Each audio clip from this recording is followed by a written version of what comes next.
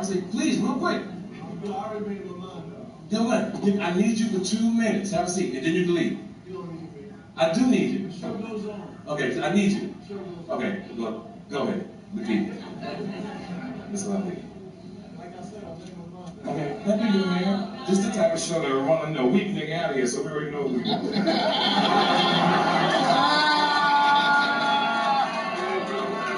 He made his mind up like I ain't the shit, nigga. Got me fucked up, Superman. I'm your motherfucking kryptonite, nigga. And the reason why you leaving because you moved in with her.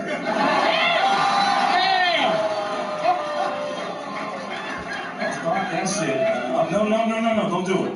Don't do it. Just keep going before I unleash you in your motherfucking ass.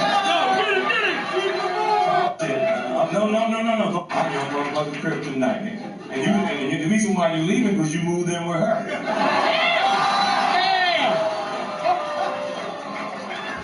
Start that shit. No, don't do it. Don't do it. Just keep going before I unleash you in your motherfucking ass. Follow your girl. Get the fuck up on out of here. No, keep going, family. Don't even do it to yourself. Go on to yourself. Go get your own place and get your life together. Because you never promised not. Nigga, who ain't? I made up my mind. Your bitch said, let's go. Fuck out of here. Come on, nigga. You don't go, nigga, before we don't leash in your ass. You don't want none of that. Google me on the way in your bitch car. Okay, I'm listening. Yes. You give this bitch back on my nigga. Okay, I'm listening. Yes.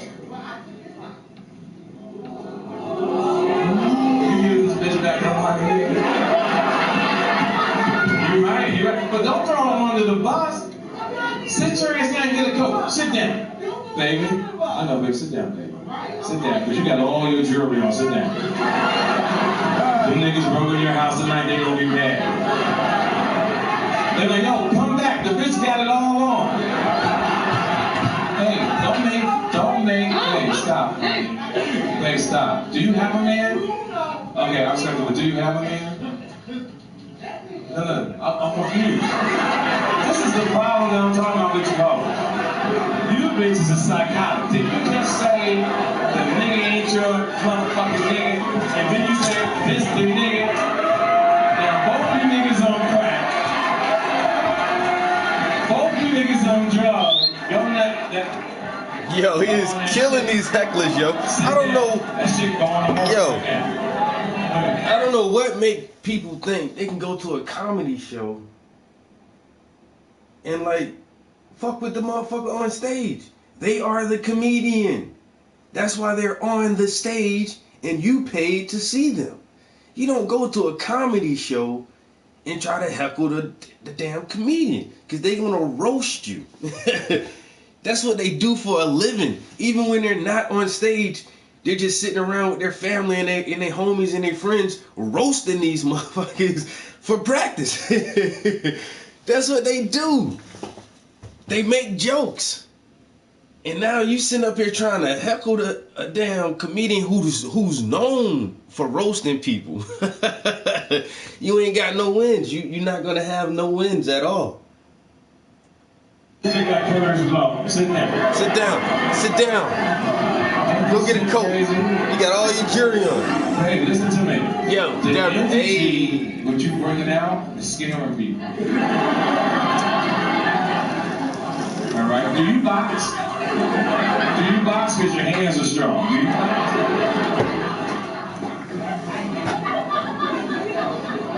Get y'all out of here, boy. This bitch start beating everybody up. But I want to thank you for coming. But I want to share something with you. I love you too, but can I share something with you? The next time you sit 2 feet on the stage, come with somebody you like. Can we do that? Come with somebody you like, right? You know? And if you paid for the ticket, Okay, give me some pussy. Because that's what you need. You need to be fucked really good until you go to sleep. No.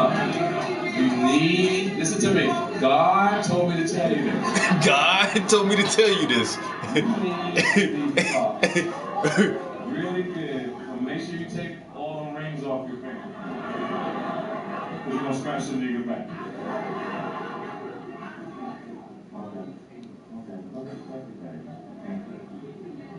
This dude is drinking too. He on the stage drinking. You're not gonna mess with this cat. That's like when the dude from Seinfeld, whoever, the guy who played Kramer, he couldn't take the heckler, but he couldn't heckle back. All he did was just kept calling him a name. Look at this nigga. Like, nah, if somebody heckle you in the crowd, kill him with jokes. Like, yo, he's just killing this lady. Talk about, look, you got all your jewelry on. How you come out with all your jewelry on? You need to be F good until you go to sleep. But make sure you take all the rings off so you won't. Yo, if you're gonna sit 2 feet from the stage, next time make sure you come with somebody you like. How you come to a comedy show with people you don't even like? Listen to me. Listen to me. I Listen like to to keep me. things under control. I gotta keep things under control. On the way out, babe, I'm gonna separate y'all in a bit. I treat these motherfuckers like the 5th grade. That's okay. Fam, stop. Don't do that. You haven't figured out yet something wrong with you. She likes attention. Stop, yo, stop. How old are you, fam? Okay, then you should act like that. Alright, keep your teeth fixed and grow up. You're killing everybody. And let another motherfucker talk and I'm talking. How do you think I'm playing?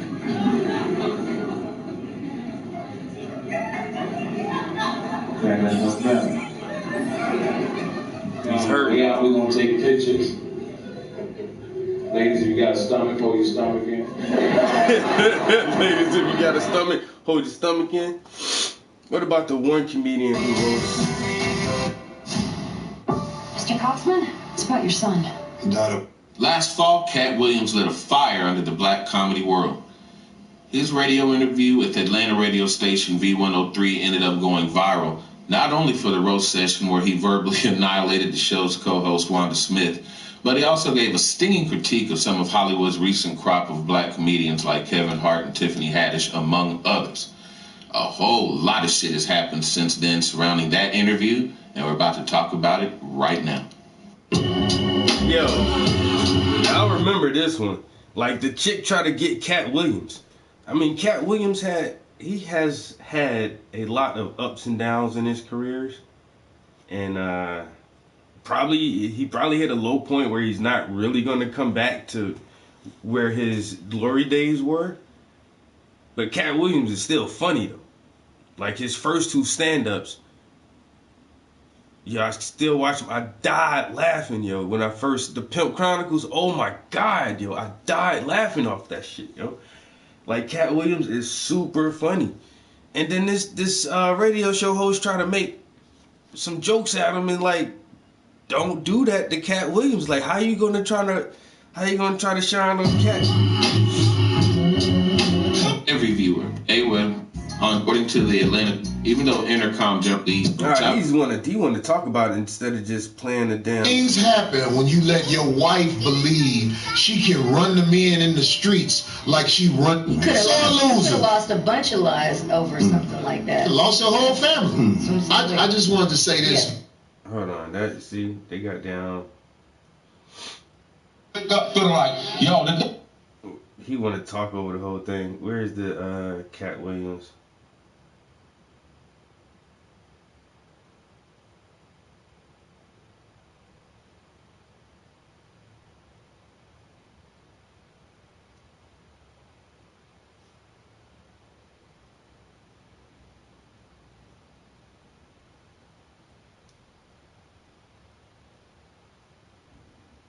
Of an army to fight, a country to save. So let us begin.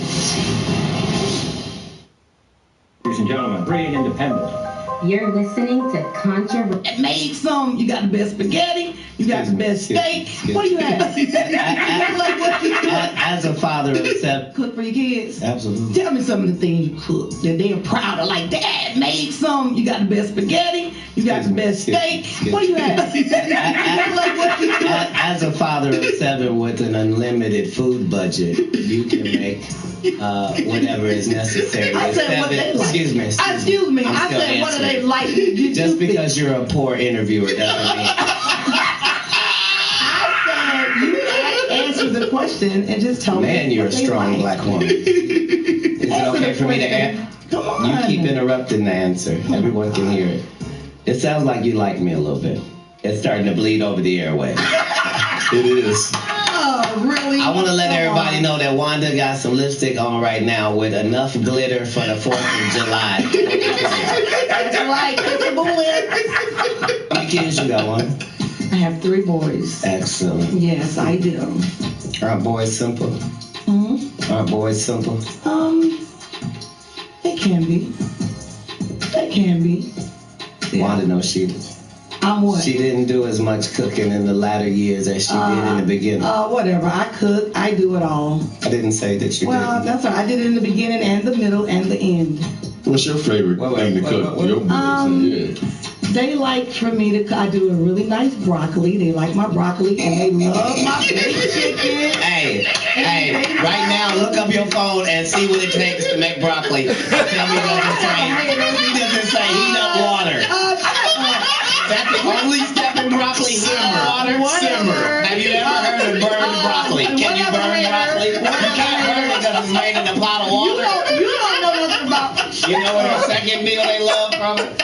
What I do with corn. I like to deal out that can and I put it in there. I got a can of water and I put it on there. And then I get some Zatarain's. They don't expect that. I sprinkle Zatarain's on my great cook. Whatever. Yes, ma'am. You good at eating stuff. They really like my broccoli. Like, yo, somebody Google broccoli and see how many steps it is. Heat up water, simmer. Can you burn broccoli?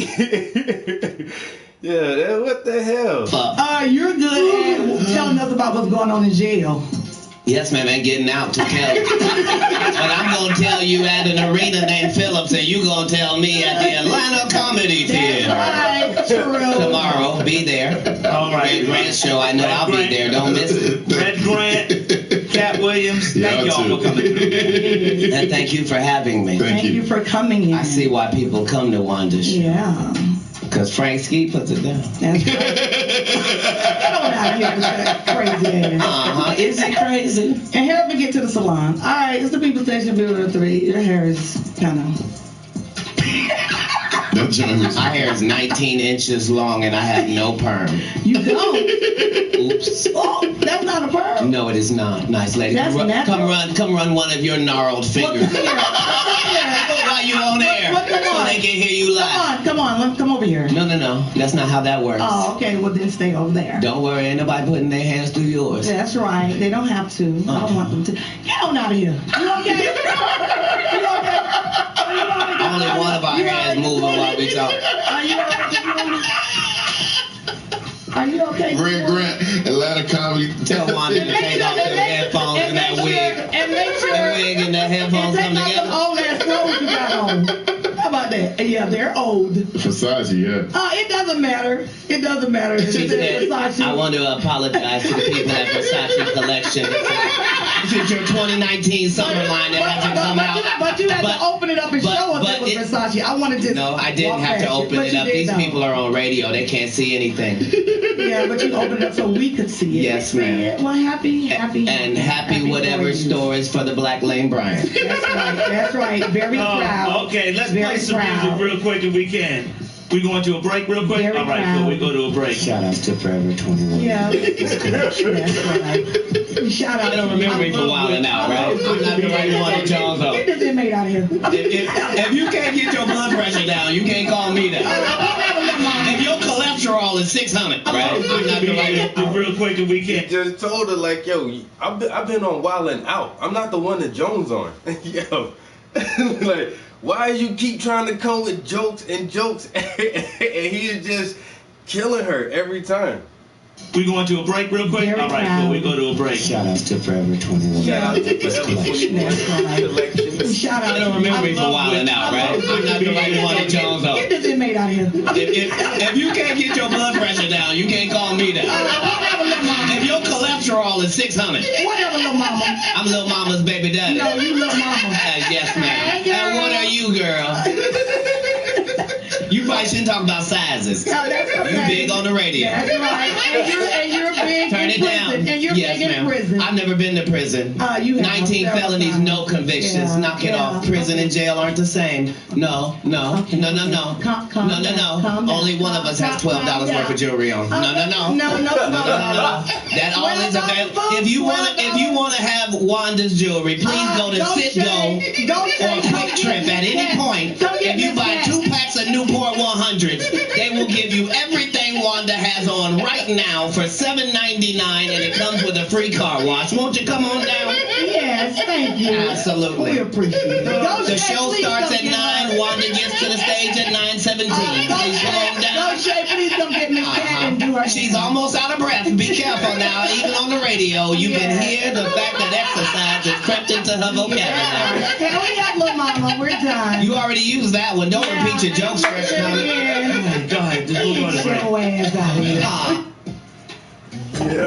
here. Yo, Trippy. About to take it to the Trippy land. Ladies and gentlemen, free and independent. You're listening. How Cat Williams kill it like that though?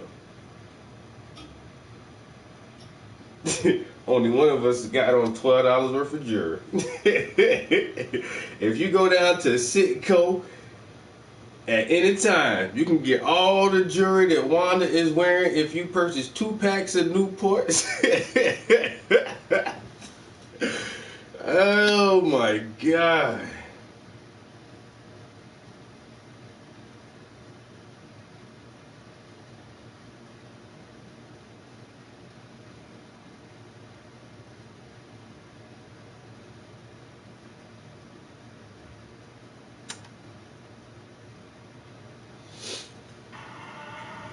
That's you, hater. Cactus face ass. Shrub. Boy, you hating ass cactus ass. This your dry vaginal bitch. This a weed motherfucker. Nobody wants it. Are you still a tree? Yes, you're still a tree. There's no life in here. It's like something sucked all the life out of your tree. That's your vagina. That's your tree of life right there. Don't it look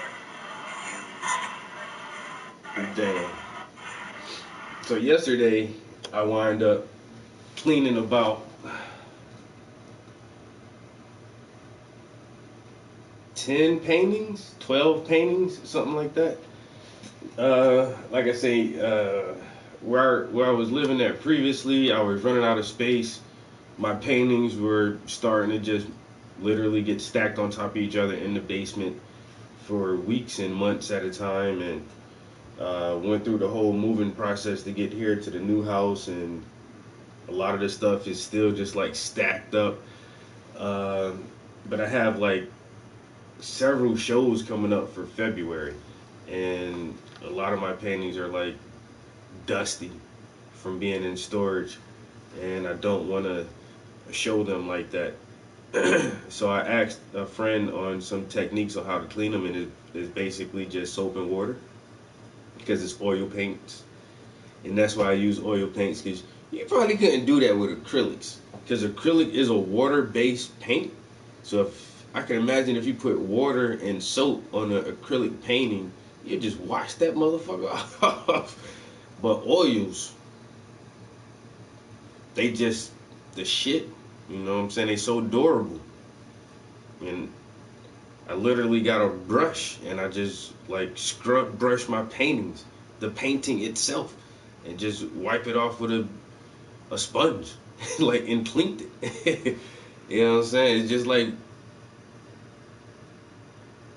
washing anything else. Yo, rival. So it's a pretty simple process. It just took a while because you don't want to. It's not your car tires, but it's not like a baby either. So I just took my time and washed several of them, and they look pretty good now.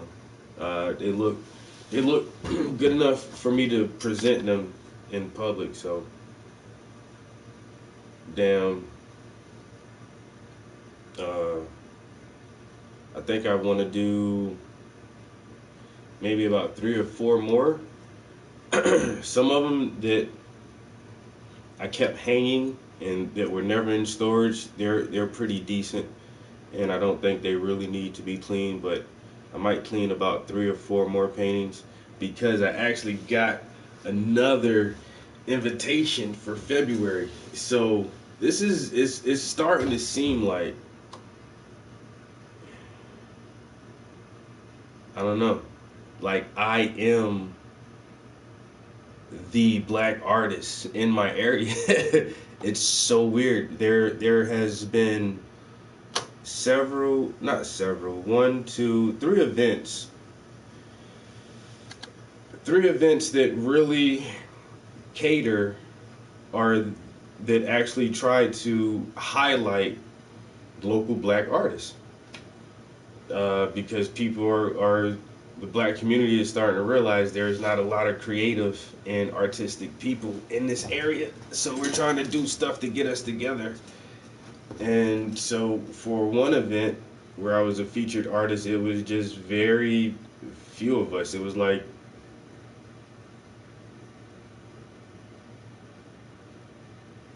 It was like 5 of us, 5 artists, 5 black artists for an event.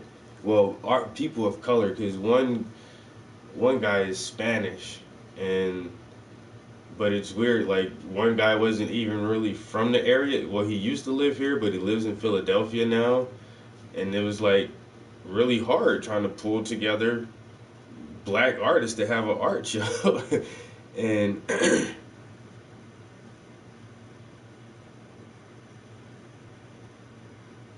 Andrew.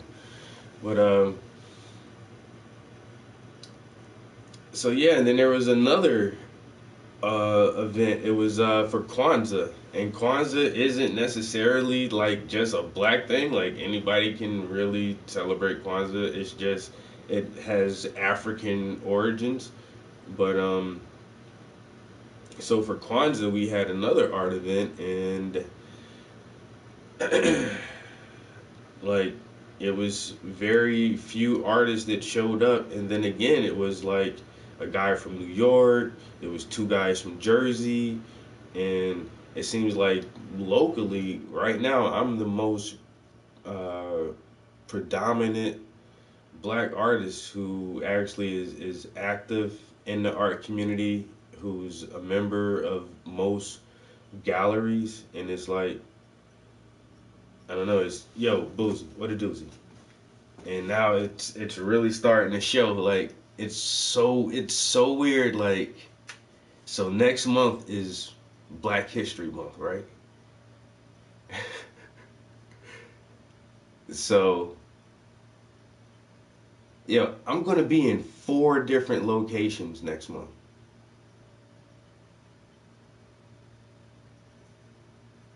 4 different locations. And do you know why? Because there are no other black artists to contact to say, hey, can you hang some black art for Black History Month? So that it kind of fits the theme, you know? Black history, black art. And there is no one. I'm the only guy. So I gotta be in 4 different locations in the same county, because they can't find nobody else. That shit is crazy. Yeah, I just been contemplating that shit. And then the invite for the last place is old. They sent it to me on my I have a different Facebook account just for art, and sometimes I don't check those messages as much, but I just checked them, and it was like this other place sent me an invite like almost 10 days ago, and I was like, oh shit. It's like, oh, can you hang some art here? That was like, yeah, sorry for the slow response. Is the invite still open? It was like, yeah, so. I don't know. Yeah, Gordon Parks. Yeah. Oh, he got some good shit, yo.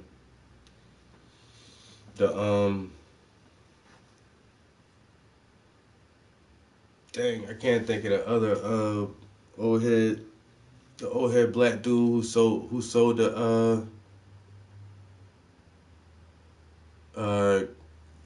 Carrie Marshall. I think his name is Carrie Marshall.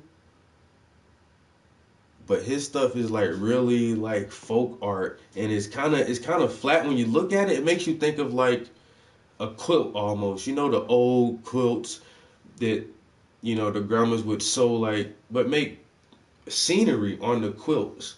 And his art kind of reminds me of like that old folk style art, but his stuff is really dope, yo. You know what I'm saying? It's complex in its simplicity, and that's hard to achieve. Like, I try to do like simple.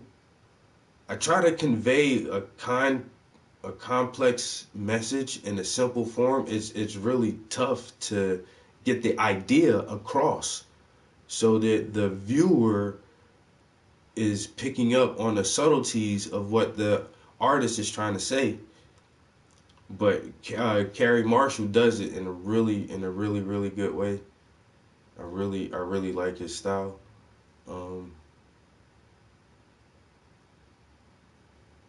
I've been looking at Kadir Nelson a lot more too. He just did this remix of American Gothic. It's a black family, and his style is just really, it's nice. It's kind of whimsical in a way, but really detailed and realistic in a way as well. So I've been looking at a lot more of his stuff.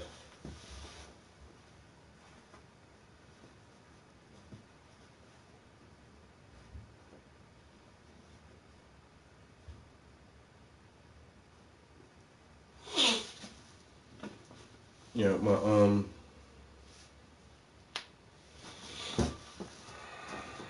I think one of my homies has one of Gordon Parks' books. That's what I try to do now, is like get their books. And so you can't really afford any of their originals, but if you get their biography, it'll have pictures of of their art, or or of their photography. And so you can have some of their original stuff that way. It's just copies of it, but still, like, I don't know, I've been a big reader for a long time, and for about 6 years I've just been reading like Black Power material. Prior to that, most of my entire life I've only read like science fiction. Basically, I'm just a sci-fi buff. The bulk of my library is science fiction. For about 6 years, I've been reading Black scholars and Black power and Black literature. But last year, I really started collecting more art books and trying to really learn about different artists more, because I did not like art class in school. I actually failed art 3 because I didn't study for tests. Didn't do the literature part of it, the research part, and so I actually failed art class. But now I rather study about artists. I got a couple books on Salvador Dali. I read one of them. I read most of my Norman Rockwell book. I actually watched a couple documentaries on Norman Rockwell. He's one of my go-to guys for inspiration. But I don't know. And the last couple years, me trying to photograph my own art is difficult. So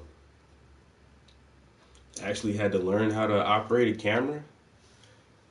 You can take a picture with these devices, and all the functions are basically automatic, and you can change everything, and you can get a pretty decent photograph from your phone if you know what you're doing and if you have the eye for it.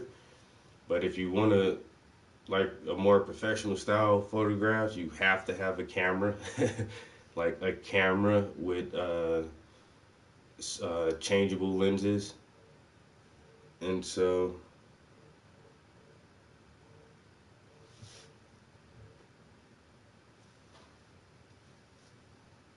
I kind of like put myself through some photography lessons for a summer until I was able to actually use my Canon. But I haven't photographed anything in a while. I actually need to pull my camera out. I went to South Carolina the last part of last year and took some pictures of my family and everything down there. I don't even think I've reviewed the pictures since I came back, and it's been months now. But I have a few models set up, and I definitely need to break my camera out and get some pictures. I got 4 shows now. We got 2 more shows lined up for later this year. I need to be on the ball, but it's good that I have so much art because I am able to show at 4 different locations. One location is going to have 7 paintings. The other location is going to have 5 paintings. One location is going to have 3 paintings, and another one is going to have 4 paintings. So, and I'll still have like tons of art left, but it's what I'm trying to do is save my newer works for my bigger show that's coming up. So, like, these skulls are not leaving the house until my show this spring. I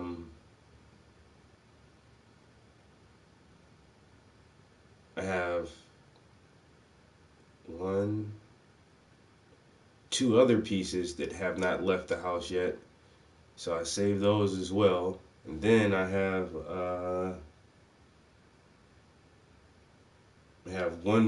another big piece coming up after I finish this series, and that's not going to leave the house until May. So I just got to keep working on some stuff. Then at the same time, look at you. I gotta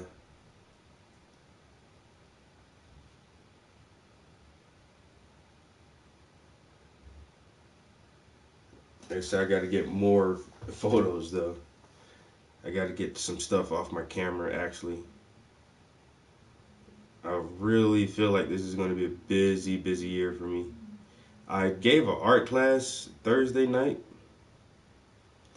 and the students seem really interested in it, so this may be something that's going to continue.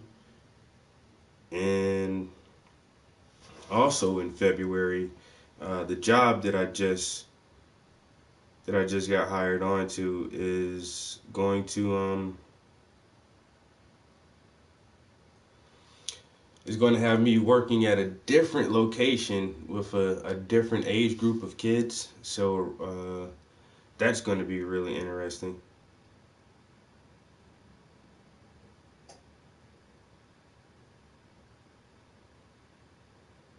We are on track to hit a 1.5% growth increase by the end of the quarter. If I could just jump in here, my numbers are telling me if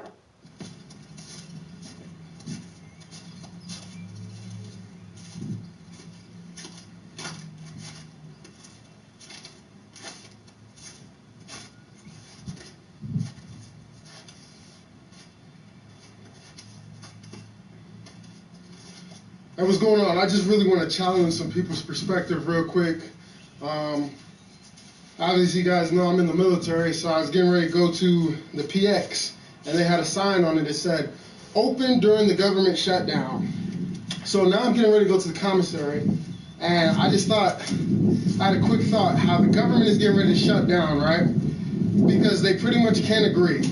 I've got my point of view, you got your point of view, so what we're going to do is we're going to shut everything down. Now I'm going to show you, this is how you know that it's just so petty and that these people really don't really care about us.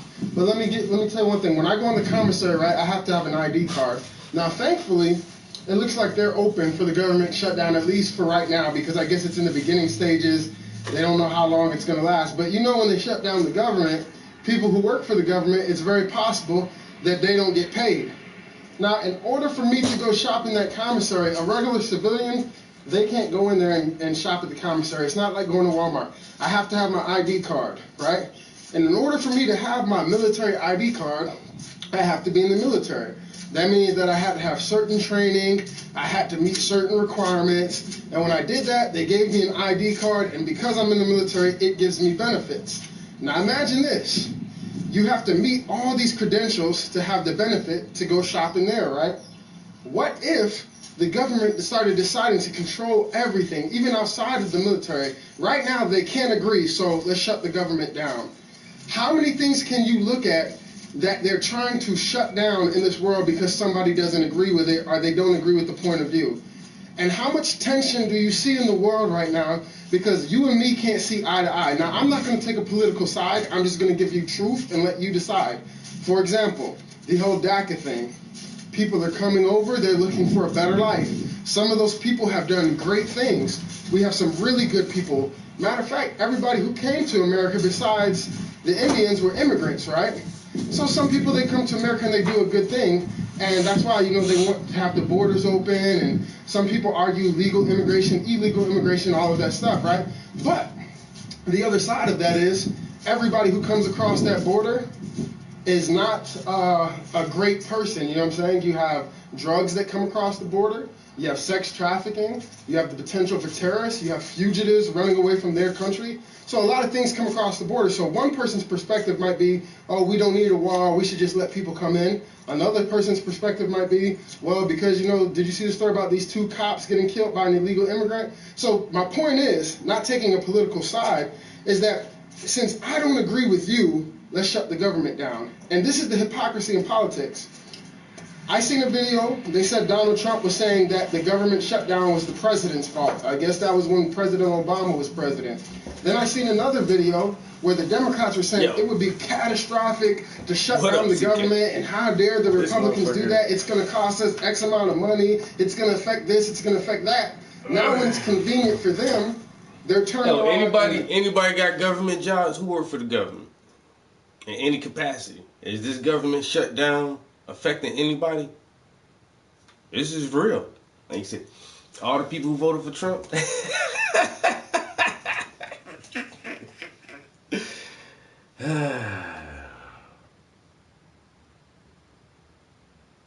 But it's weird though. Like every president has a government shutdown.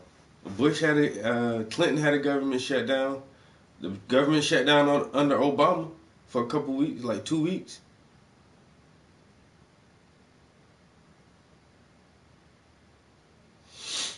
And now, like this shutdown, but it's nothing new. You know what I'm saying? This shit ain't nothing new.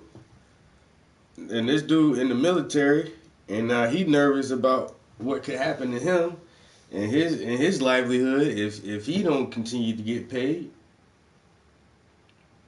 But I don't know, man.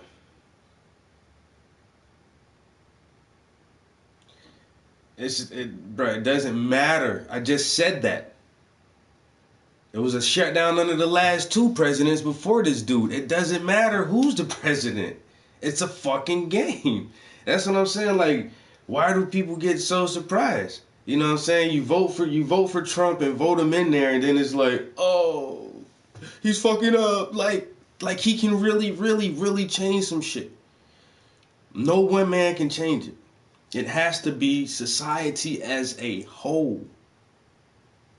And we always look to these authority figures like they're gonna fucking save us. Oh, Obama, the first black president. And then what the fuck happened? Nothing.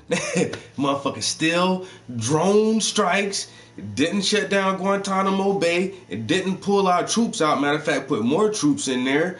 Healthcare, the Obamacare plan, which he didn't even write, 2,000 pages of healthcare reform that was already set aside to whoever it would have been if Kerry would have got in there. It would have been, the Kerry healthcare plan or whatever. It just happened to be Obama who got it.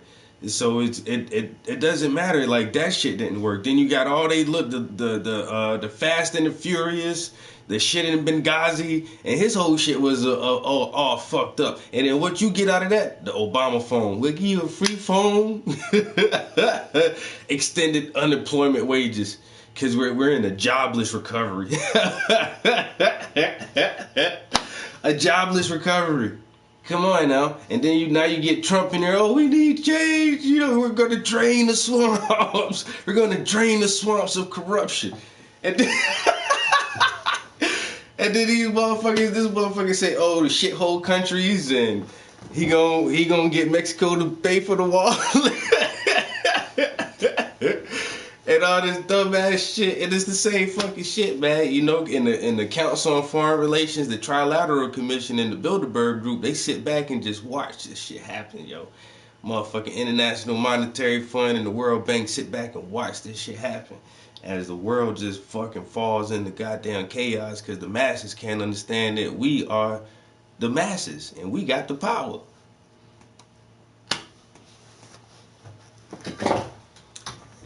And goddamn China steady by China been saying for 20 years, this is the Asian century. A century is 100 years. That's the main thing that's wrong with most people. They don't have the capacity to think in decades or to predict in decades or to see a trend and see where that trend will go in decades. 40 years from now, 80 years from now, how will this look? How will this be? China already said this is the Asian century. You know what I'm saying? That's why they buying up everything. And they done got so much of America's debt bought up. That's why they might be at war with China. Because China gonna be like, yo, fuck you, America. They about to take us off the oil standard. Once they do that, it's a wrap. It's a wrap. And it won't matter who the president is, because it's gonna happen. It's gonna happen. They are reshaping countries. Once again, after all the empires fell, after all the major kingdoms fell, and we have nation states and shit like that, there's gonna be another mass regrouping, and you can see it with the EU. That was the first one. And nobody over there liked it. And they're trying to get out of that shit. That's what the whole Brexit is about. And once we get off that oil standard, we ain't gonna have no choice but to try to reshape and regain power. That's why they're gonna put a border around all of North America and call it the North American Union.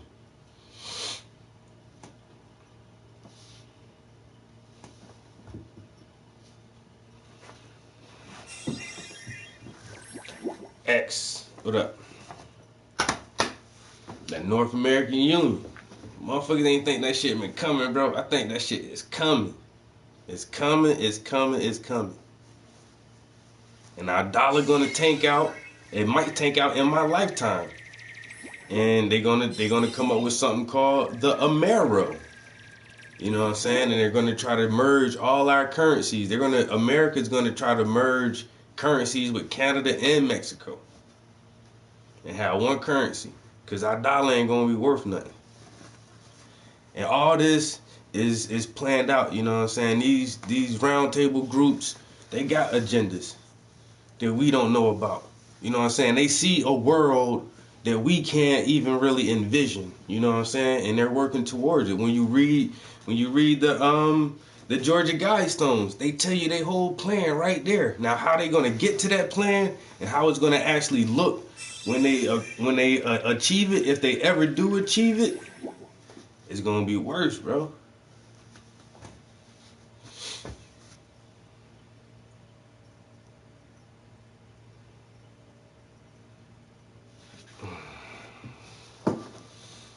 Invade Canada and merge the two. Man, Canada ain't want shit to do with America. You know what I'm saying? Who they Trudeau, man, Trudeau young, he hip with it, he chill, he like, yo man, weed legalized nationwide. Y'all everybody, you of age, let's do it. You know what I'm saying? All the immigrants, America turning y'all away. Look, man, we'll take all the refugees can come to Canada. We'll get y'all set up. Canada ain't trying to fuck with us. You know what I'm saying? That's your whole mentality right there. You said invade. Man, Canada is not with all that stuff, man. Canada is chill. It's just cold as hell up there. That's all. I think Canada might build a wall to keep Americans out. Word up. If you got, I think like somebody told me like if you got a DUI on your driving record, you can't stay in Canada but for so long, yo. I think you can only be in Canada for like a few days. Like then you got to leave. Probably like, no, we don't want no drunk drivers up here, man. You might come to Canada and start killing our citizens. We'll give you a 2-day pass. Like Canada ain't with all the bullshit.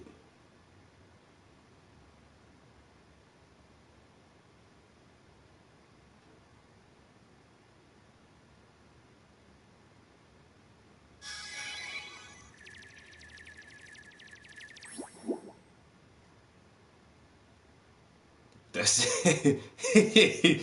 We invade them. But they white too. It don't matter. Invade them anyway.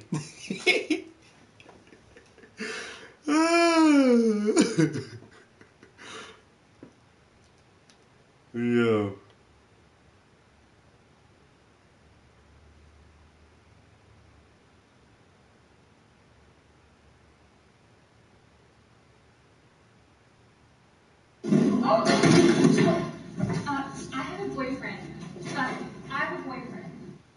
It's the old American double standard, you know, say one thing, do something different. And of course the country is founded on the double standard. That's our history. We were founded on a very basic double standard. This country was founded by slave owners who wanted to be free. Am I right? A group of slave owners who wanted to be free. So they killed a lot of white English people in order to continue owning their black African people so they could wipe out the rest of the red Indian people and move west and steal the rest of the land from the brown Mexican people, giving them a place to take off and drop their nuclear weapons on the yellow Japanese people. You know what the motto? You know what the motto of this country ought to be? You give us a color, we'll wipe it out. You got it. So anyway, about 80 years after the Constitution is ratified, 80 years later, the slaves are freed. Not so you'd really notice it, of course. Just sort of on paper. And that was, of course, during the Civil War. Now, there's another phrase I dearly love. That is the true oxymoron, if I've ever heard one. Civil War. Do you think any country could really have a civil war? Say, pardon me. I'm awfully sorry. I'm awfully sorry.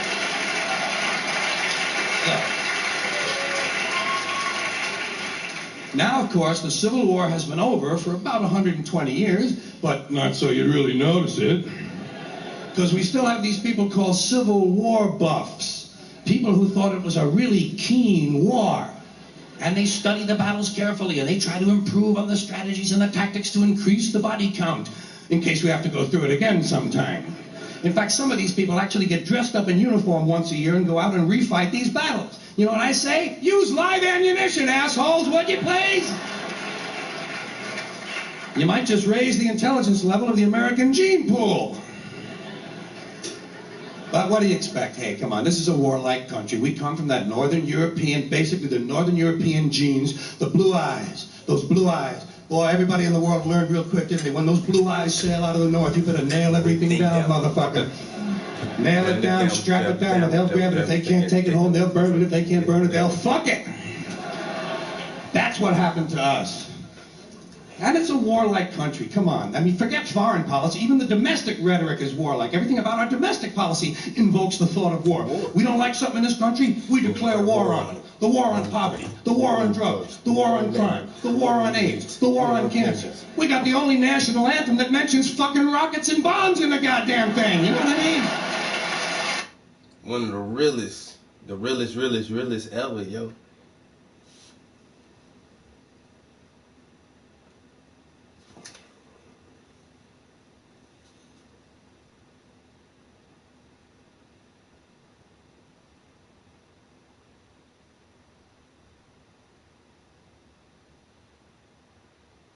The war on hunger. Yeah, I swear, George broke it down, but like the dude said, let's invade Canada, and that's like the go-to for them. And George, a white man, understood that. He's like, that's what happened to us. Like, we're kind of savage, you know. The white race is just savage as fuck. Yeah, like, you know what I'm saying? Shit, and I don't know. He makes light of it and makes it funny, but it's a lot of truth. You know what I'm saying? You know, give us a color, we'll wipe it out. You know what I'm saying? The old double standard. This shit was founded by people who felt like they was being oppressed. In their native land where they came from, they felt like the kings were oppressing their ass, so they left and oppressed other people. The worst oppression that the world has ever seen. Like, how can you do that? You write a document that say all men are created equal, but you own slaves. It's cognitive dissonance, and this is the foundation of this country, yo. Carlin is the man. Yeah, Carlin is, yo. Carlin was one of the greatest of all the greats, yo. Him and Richard Pryor just kept it too real, yo. It was too real.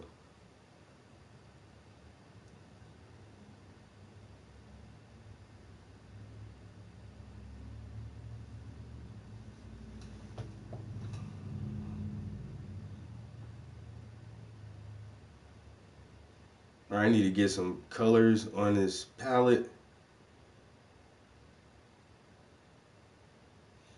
I played that clip because the guy said, let's invade Canada.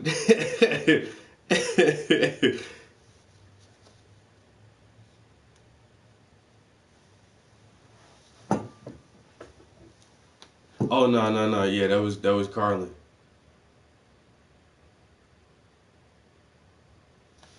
And that's what I tell people. Motherfuckers be like, happy Thanksgiving. I'd be like, yo, happy Indigenous Native Genocide Day. You know what I'm saying? Yeah, it's what? Thanksgiving? No, it's just indigenous. It was genocide. You know what I'm saying? That wasn't, I don't know, Columbus Day. You know, happy raping and pillaging day. You know, it's like, why stop celebrating all holidays? I celebrate your birthday. I get you a gift on your birthday. Well, everything else is no, sir.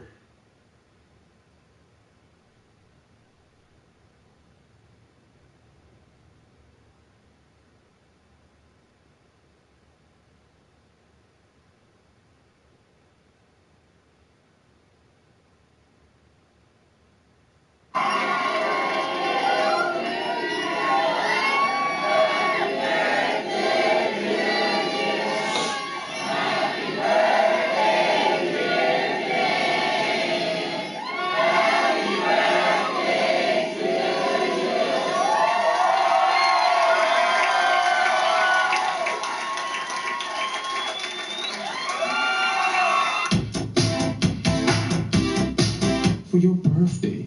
Sound like an innocent question. Sound like she's concerned about your plans that you got for yourself. but they don't give a fuck about your plans. They just want to hear if they're included in them. That's the only reason why they ask. You know what I'm saying? You can't tell her, I don't know what I'm doing, but after I do it, I'll let you know what I did. I'm just saying, why are you mad? It was my birthday. I just thought I could do whatever I wanted on my birthday. It's cool. Go do what you want on your birthday. You don't have to invite me. I know that I mean nothing to you. Fine. Go do what you want to do. So then now on my birthday, I ended up taking her to a play, took her dinner, took her dancing. She stole my... That's why I don't believe in marriage. I'm not signing no contract. Oh, do what? I love you. You love me? You got my back, because I got your back. If anything go down, yo, I'm right there. All right? So we here, right? You sure? Okay. I'm going to need you to sign this contract saying that you agree to that. I'm not doing that. We got to get it notarized by the judge in the state, and then we can file taxes together. Huh? Whoa.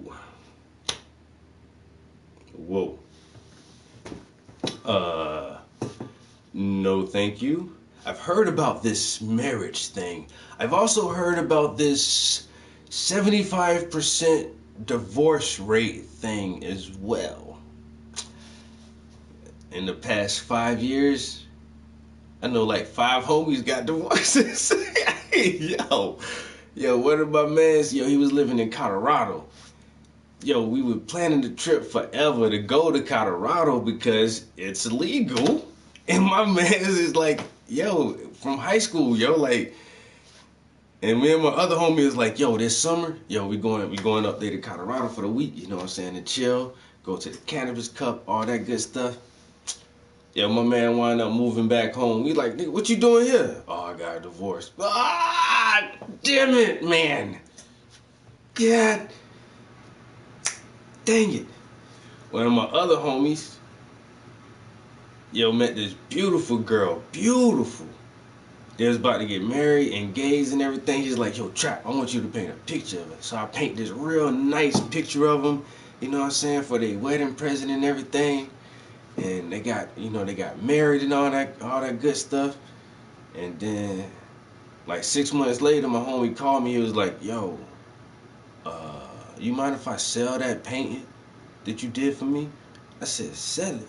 Why you gonna sell it? Man, I got a divorce, man, and I don't really want to keep it.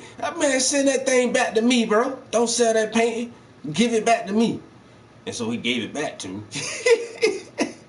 After 6 months. And then my other home, after 11 years, divorced. But he got 3 girls. Oh my God. But his child support take 60% of his paycheck. And his ex-wife is being so spiteful. So spiteful. Ooh.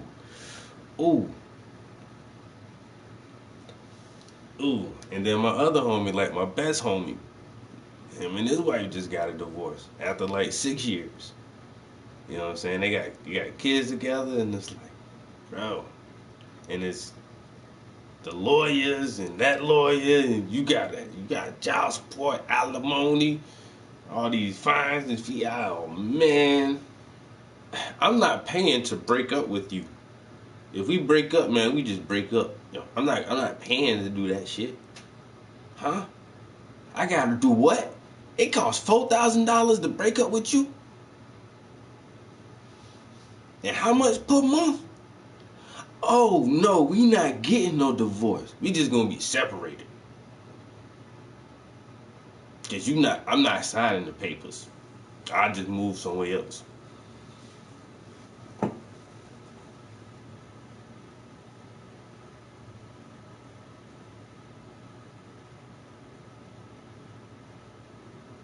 And that's rare.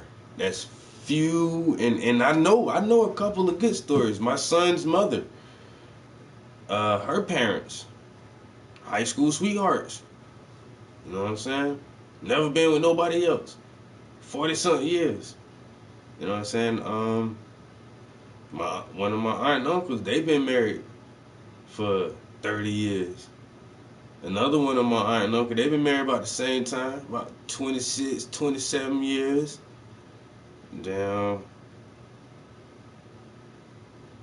Shit, I know some long relationships, but it's like I'm having trouble trying to think of more. Like that is rare for couples nowadays. You know what I'm saying?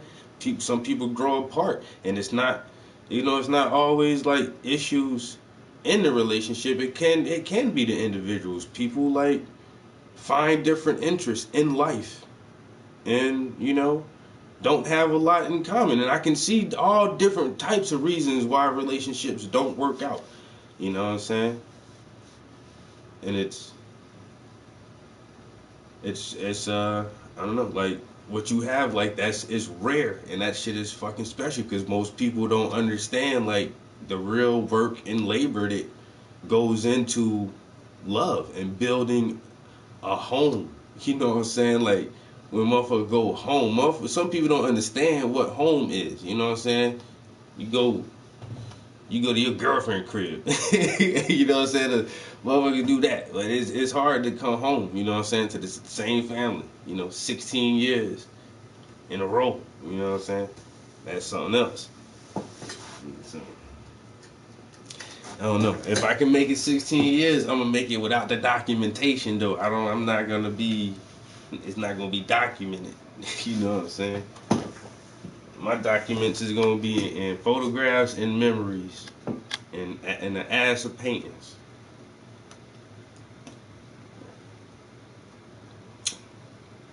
But I don't want to have the paperwork. You know what I'm saying?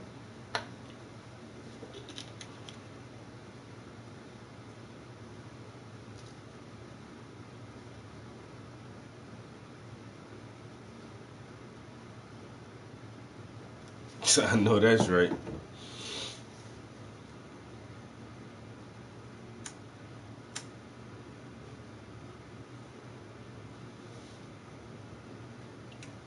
Yeah, and that's what I'm saying. Like many cultures for it is like the family structure is different for different cultures and different time periods. Like how we see marriage now is something like kind of new, but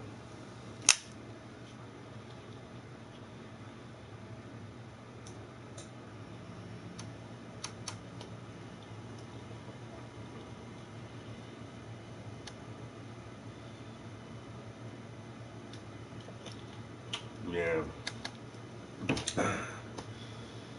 Yeah, my girl been together like 6 years.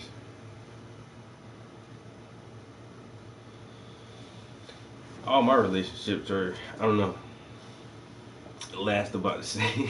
I ain't gonna lie, like, yeah, like 5 or 6 years. I don't know, I'm older now, so.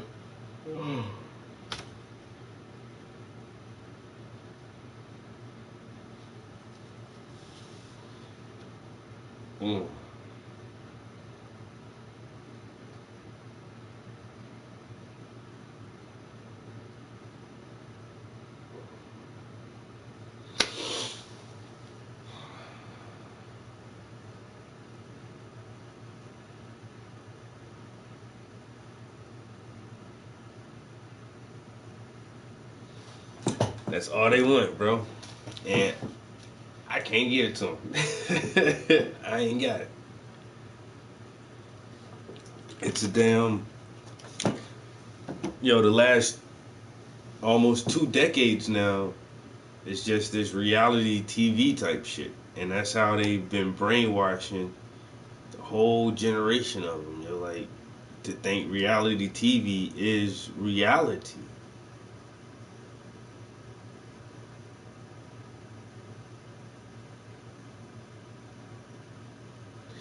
Exactly. I understand it. I understand. Boy.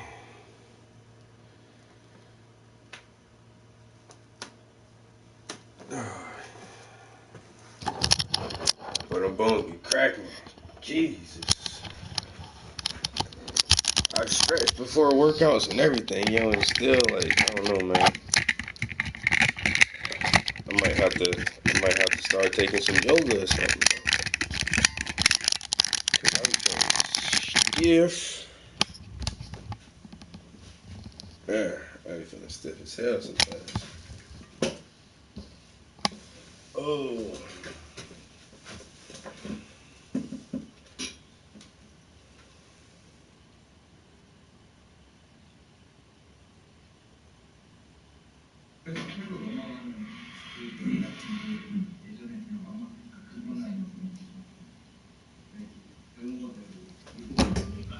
참 좋은 겁니다. 저도 아마 여러분들보다는 해박국이 낮을 수도 있어요. 뼈 이름이나 근육 이름이나 뭐 이런 건 잘 몰라요. 근데 많은 관찰을 하다 보니까 어떻게 움직이는지 걸을 때 어떤지 앉을 때 어떤지 Do the Heisman on that hoe. 어떻게 따라 올라가는지 경험이나 아니면 많은 관찰을 위해서 알고 있어요. 근데 그것들을 그냥 써놓는 거예요. 그림 그릴 때. 근데 머릿속에서 다 세요. 만약 서 있는 사람은 뒤에 되겠다. 그러면은 자,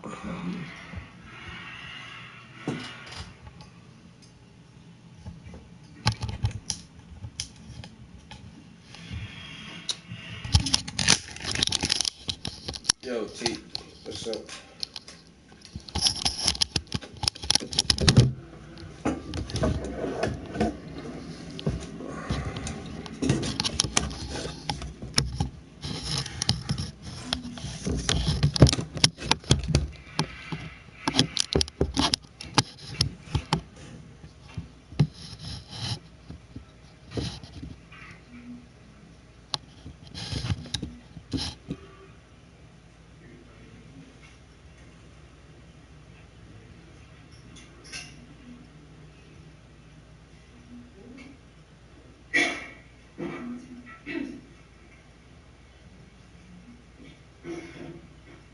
서 있는 사람이다 칩시다.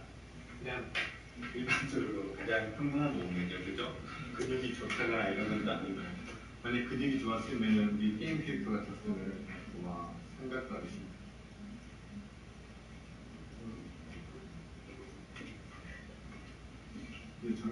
All right, everybody got Instagram.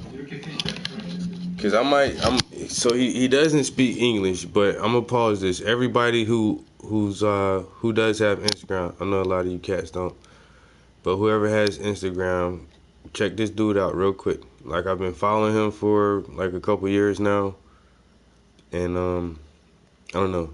I've been watching some documentaries on him, and the dude is,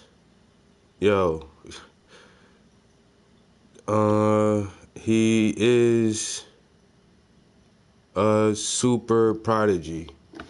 So his name is, you can't see it. It's Kim Jong-Jis. So it's spelled like this: KIMJUNGGIUS.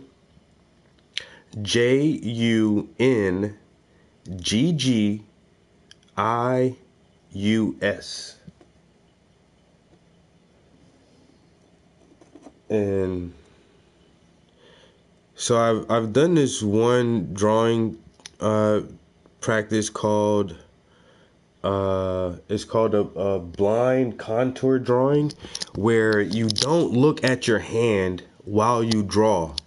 You look at what you see and try to draw it without looking at your hand or the paper. It's called a blind contour drawing. And it's really difficult to do, but it's a really good practice. This dude is drawing blindfolded.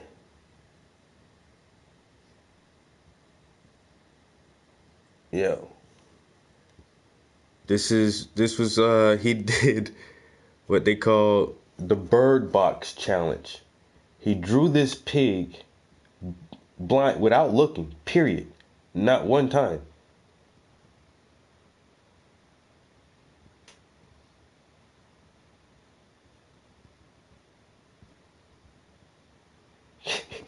How is that even possible?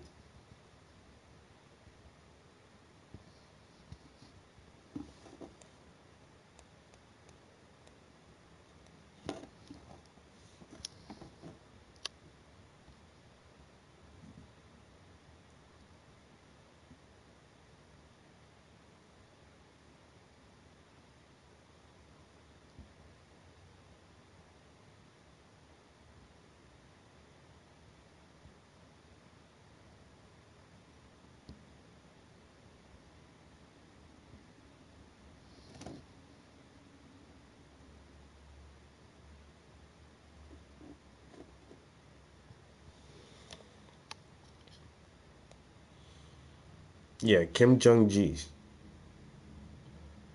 But his stuff is amazing.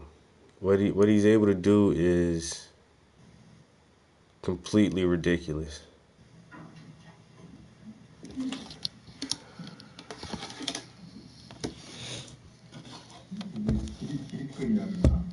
운동 열심히 하면 이렇게 팍 쓰잖아. 근데 앉아서 계속 컴퓨터만 하는 사람은 있는잖아. 그러다가 자 여기다 이렇게 딱 써있어요. 중학교 때 같은 경우에 저 같은 경우에 이렇게 한 다음에 그 다음에 옷을 입혔어요. 진짜 중학교 때는 그릴 때 이렇게 해놓고 이게 자 이렇게 굽혀진 데나 이런 데는 올라가는 면들, 재봉선 면들 잘 보면서 따라 올라가고 이 식성이 들었으니까 다른 분류도 좀 따라 올라가죠, 그죠? 올라가고 데이터 있으면 자.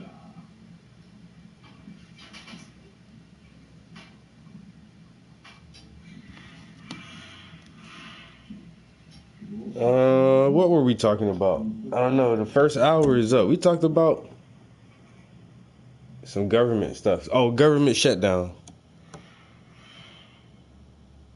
And how it doesn't matter who is the president. Like, this stuff would have probably still happened. Like, people are getting mad at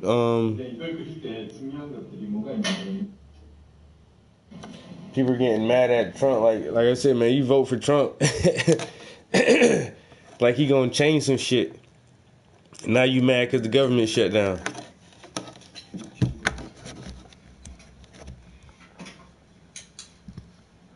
Oh my God.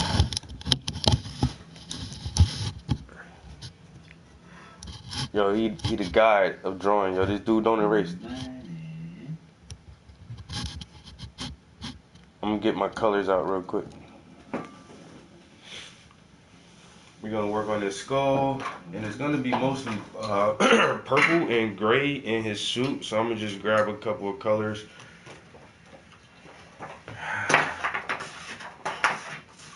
And see what we can do real quick.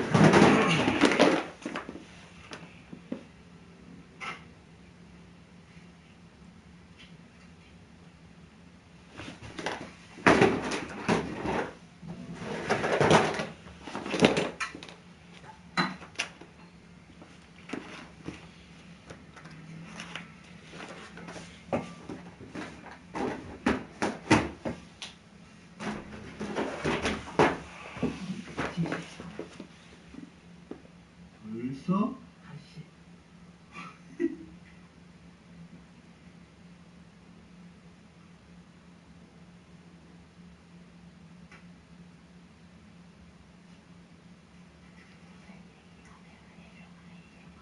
헬로.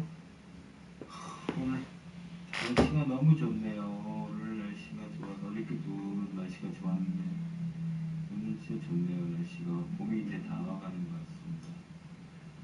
그동안 지금 날씨도 춥고 그래서 또 어디 싸돌아다니고 그런다고 라이브 방송을 잘 안 했는데요. 날씨도 이제 풀리고 하니 또 시작해야지.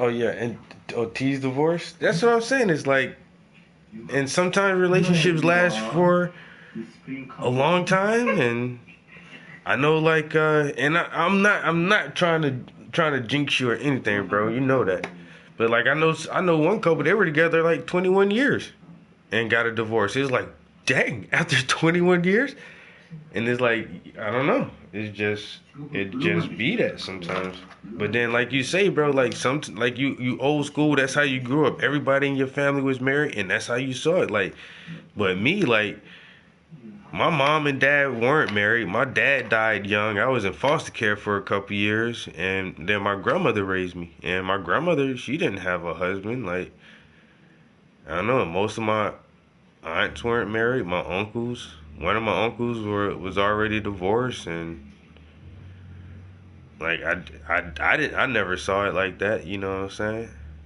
And but that is, you know, it's the impression of your childhood, like your family, what family values are instilled in you in your youth, and that's what you're gonna always hold dear to your heart because you saw those practices throughout your family.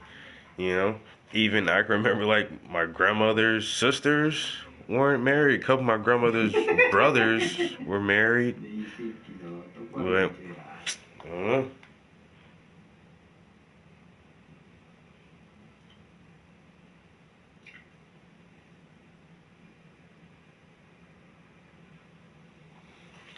yeah, that's true too.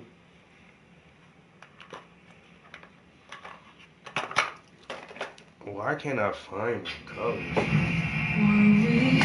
Oh, no, let's not do that.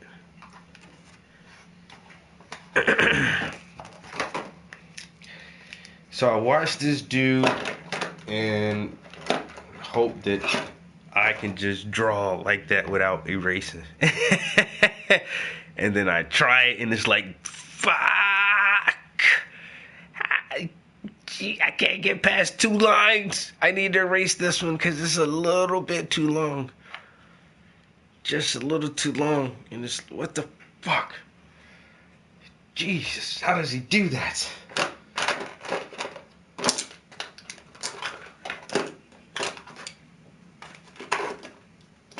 Oh, that curve wasn't curvy enough. I gotta change it. No. I can't draw without erasing. Shit. Fuck.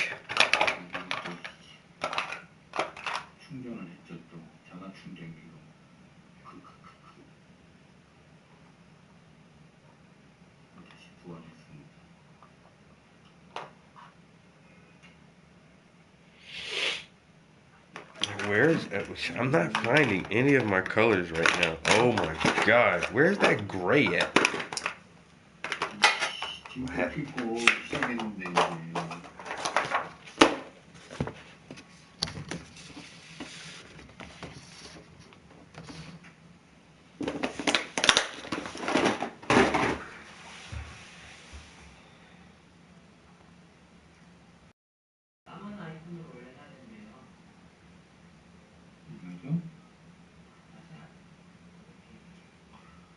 시작이기 때문에 다시 할 수는 없다.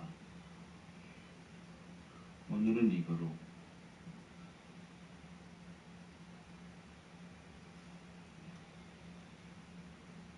지수 미안.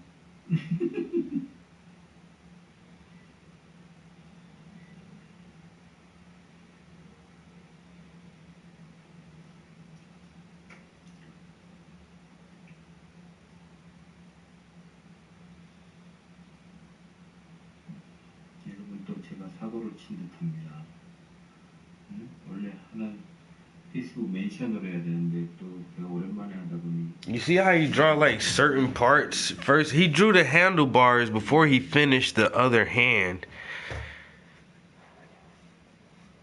and now he's doing like some parts of the bike without finishing the person first. I would imagine like if I drew this, I would have to draw what's like on top. I would have to draw like most of the whole person and then like the bike. And then he's doing it from memory. He's like, he's not looking at anything. He's not looking at a picture, anything, drawing this. It's just, he's just drawing it.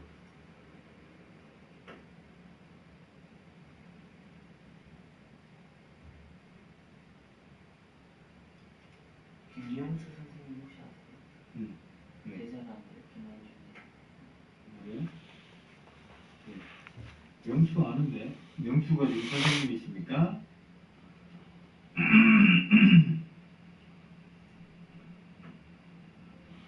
You see, man, some people ain't determined though. You know what I'm saying? Some people got real determination. My son's mother cheated on me. And I was determined to stay with her. Like, yo, we got a kid. It's like, you need to get this shit together, bitch. Like, cause you not gonna keep fucking with me and this other dude, so you need to get rid of the other dude. And I was determined, like, and she wasn't. And so I had to leave her. You know what I'm saying? I had to leave her because she was too young to understand, like, what a family was. You know, some people are, and I kind of figure that if I were to get married, trust me, I would be determined to make it work. Like, whatever it takes. You know what I'm saying? But that's the thing. Like, you would have to have somebody as determined as you are, and that's the only part.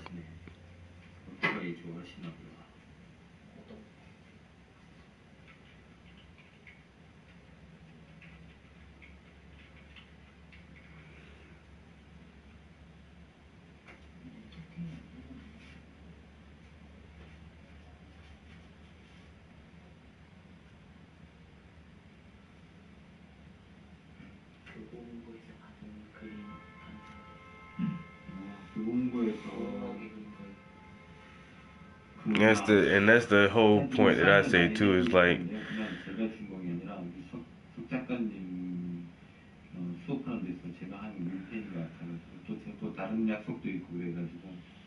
yeah, right. No, it's the whole contract. It's the whole idea behind the contract too. You know what I'm saying? Once again, in some cultures, like, motherfucker just jump over the broom. You married. You know what I'm saying? It don't really. I mean, who defines that as you being married? That's the whole thing about me. Like, I hate following certain rules if I don't really got to. Like, rules of the road and different things to keep everybody safe. I understand certain laws. Stand between you and that. I understand certain laws and certain rules in order to keep a society, you know, generally organized. And I honestly think it should be an innate human ability just to organize ourselves. I don't know why people think that, you know, it would be anarchy or whatever without some kind of controlling bodies. But then, like, we're so, I don't know, just how humans think. We're group minded. We're social animals, and I don't know. We're tribal creatures. And so it's just weird how we have everything set up anyway. But then to, you know, like, shit like that says, like, who's says what marriage is, because I signed this paper, now I'm married. Like, that don't make no fucking sense to me. You know, just like some things like that are just weird. Like, that doesn't mean just by me signing this paper means something different now than, you know, like you and your wife were together so many years before you got married, and then you sign a paper and now the government says, we recognize you, we recognize your love for each other. And it's like, but we've already had love for each other. We were already doing this. We was doing the same thing. Now we just got a reason to have a honeymoon and a bachelor party. That's it.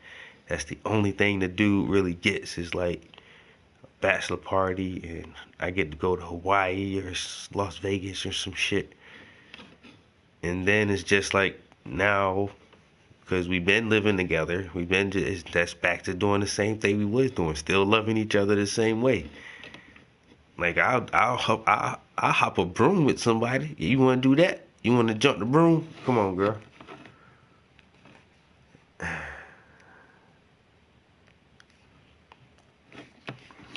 And you will clear its event. Get this. I hop the broom, but I don't feel like, and that's because I'm on child support, and that's another thing. It's like why did you have to bring the government into my role as a parent, as if I'm not gonna take care of my child? You know what I'm saying? And it's so fucking weird. Like, shit like that is really fucked up to me. I don't need the government's help doing that. I don't need you to tell me what to do. I don't need you to tell me that I love my wife. I don't have to sign your piece of paper to say that I'm going to be a father to my children and I'm going to be the protector and provider for this lady. I don't need to sign a paper to do that.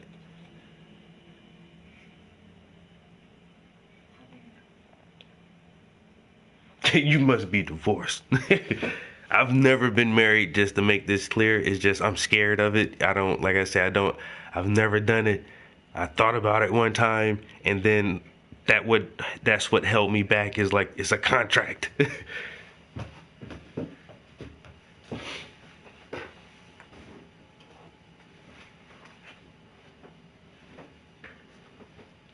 This child over here getting upset.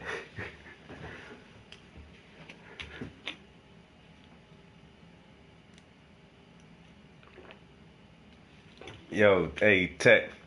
Everybody in here on some cool stuff, man. You ain't got to use so much violent language, because I'm going to let you know Exile is a moderator. So if you like the stream, if you enjoy being a part of the conversation, I'm going to just let you know you talking to the dude who can cut you out. I'm just giving you a heads up, because he's not gonna say it. He just gonna cut you out. So I'm trying to, because you participating, and I like that, and you helping the conversation carry on, and I like that. So it ain't gotta be all super rough and hardcore, bro. We just talking, man. It's just our thoughts, and right now, yo, D1 is my ace, bro. Me and my man sit and talk outside of the stream. And we not agreeing right now. And that's just what it is. Everybody not gonna agree. But I'm not gonna call him this and that. And it ain't gotta be such a harsh tone. You know? I understand that. Okay, I understand that, bro. But I'm just letting you know. That man got the axe in his hand. So he the moderator, so he can chop whoever he want out the conversation. I know when you go to McDonald's, you don't be like, yo, bitch, yo, nigga, let me get some fucking cheese on my goddamn burger. Because if not, nigga, you know, it don't work like, because you ain't going to talk bad to the person who handling your food. So we talking to the person who kind of handling the conversation. There you go. I'm telling you, that shit that wrench like a little battle axe. That shit chop whoever right out. I understand. That's why I'm just giving you a heads up. You know what I'm saying? Because D, he cool, you know what I'm saying? He cool. He is the coolest. You know what I'm saying? Swear to God. And he not trying to act like he know you. He just stating his own personal points of view. That's all we all doing. Because I don't know you, and nobody don't really hardly know me, not unless you been kicking it with me for years. So nobody don't really know each other. We just trying to respect each other.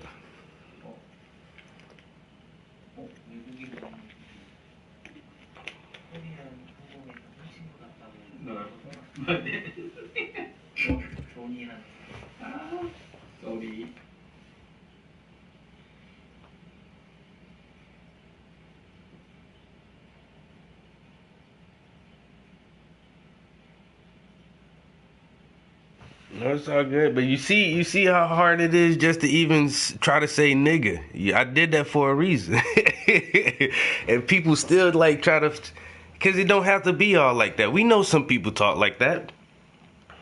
You know what I'm saying? But this is art and education, bro. We just try to be a little more sophisticated. I understand, like everybody, you can hear how I talk. You know what I'm saying? But as me being the host of the stream, I should be able to say what the hell I want to say.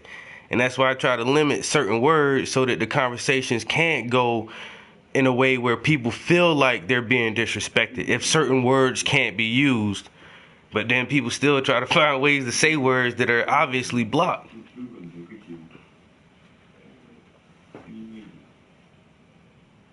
And that's what that's what this whole thing is about, bruh. Shit, cause you got some knowledge that some people ain't got. You can teach me something, educate me. This is art and education.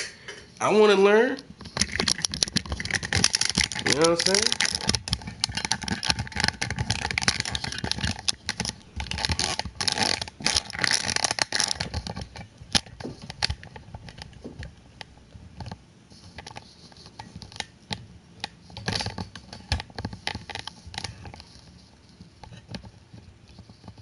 Say there was a perfect place for the everyday things you need to take care of around the house. That place wouldn't be a warehouse. It would be an Ace. Oh my God, the commercials.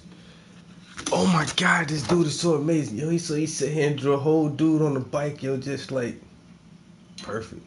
And his drawings come out perfect, like every time. No erasing.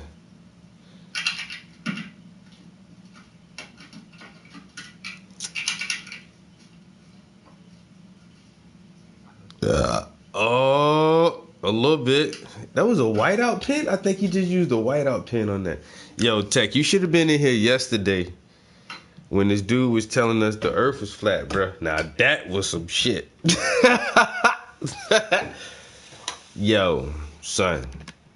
He said the earth flat, son.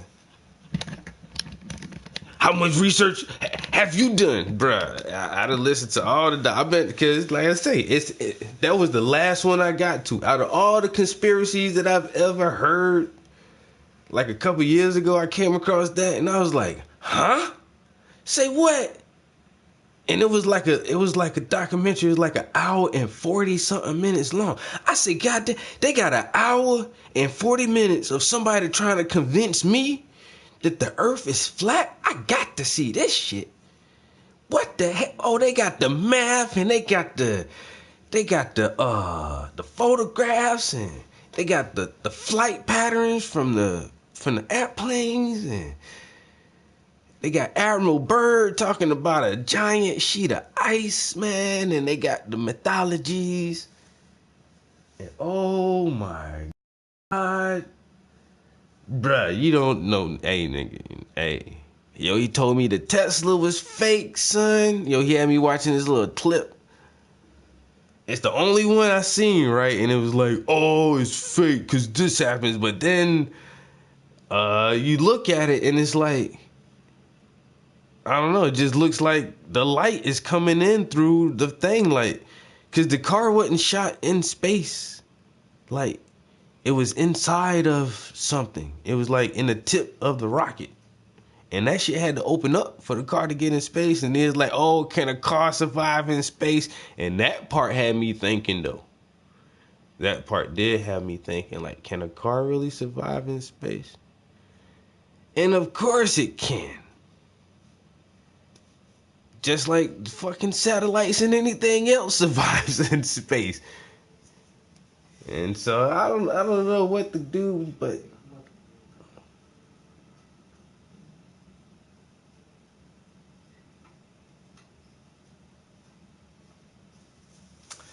yo, and the fucking that's what I don't know, man. The ancients have been charting the stars forever. So what the fuck everybody been looking at in the sky for all these years? And that's why I told them, like, even David Icke. David Icke is like one of the first dudes I listened to, like on some real, like, yo, back in 2000, no lie, yo, back in 2000. Damn, yo, that shit almost 20 years ago. Yo, almost 20 years ago, I read this book called The Biggest Secret. Yo, this motherfucker David Icke, yo, he was already talking about all these fucking government conspiracies. This motherfucker kind of predicted 9/11, yo. And like right then, I was like 19 years old, man. I was researching like the Rosicrucians, and I just read Dan Brown's The Da Vinci Code. And so now I'm back all on my Masonic shit, trying to figure out who the Masons is, what is the Priory of Sion real, trying to decipher images and Da Vinci's fucking paintings and shit, yo. And then somebody was passing around this David Icke book. David Icke. I'm like, who the fuck is this dude? The Biggest Secret. What the hell is this shit, man? You start learning about the Bilderbergers and all. I'm like, oh, shit. And then the next year, 2001, 9/11 happened. And I'm like, what? So, but even in that book, yo, David Icke started talking about lizard people. And I'm from South Carolina, dude. At the time when I read the book, I was in Philadelphia. Now, back home in South Carolina, we got this story, right, about the lizard man from this little town in the fucking swamps and shit, yo. Motherfucking this little town called Bishopville. So goddamn Bishopville got the legend about the lizard man. But nobody don't believe that shit, man. But even in the biggest secret, yo, David Icke talks about that story. I'm like, how does motherfucker know about the lizard man from South Carolina? This dude must be doing some real deep research. He find out all the little lizard people.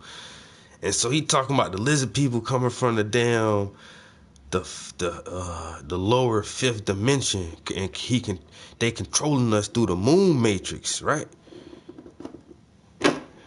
And David Icke say all that crazy ass stuff, and even this motherfucker don't think the Earth is flat.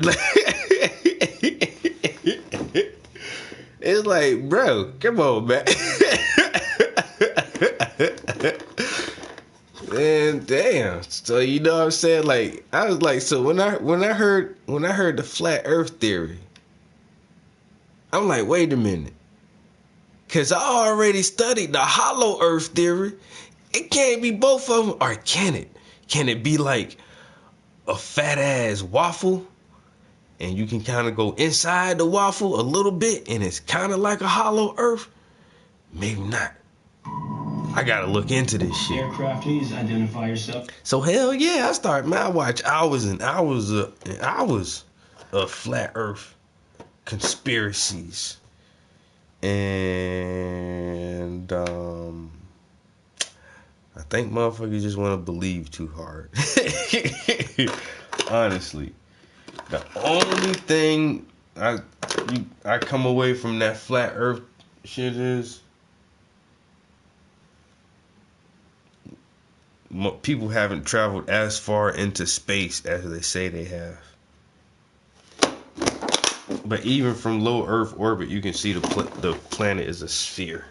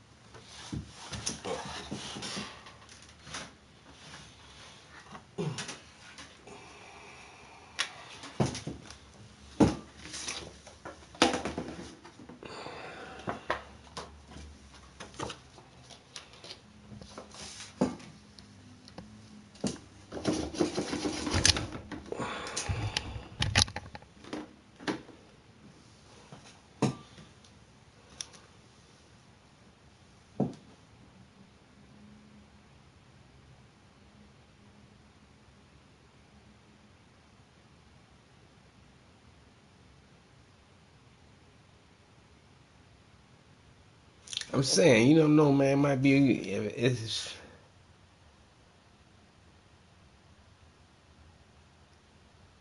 You follow NASA? I watch some NASA live feeds.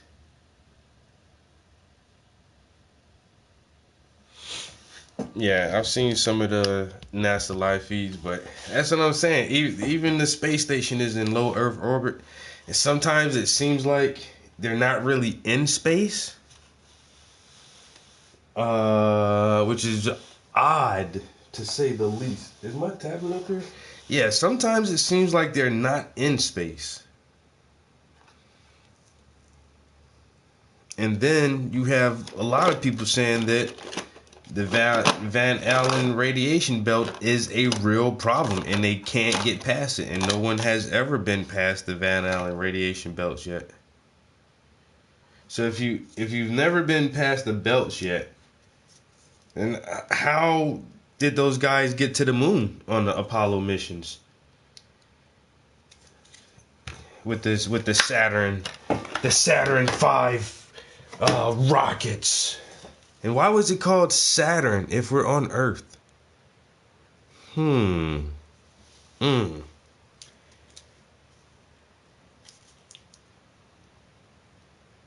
Fuck. I can't get this brain open.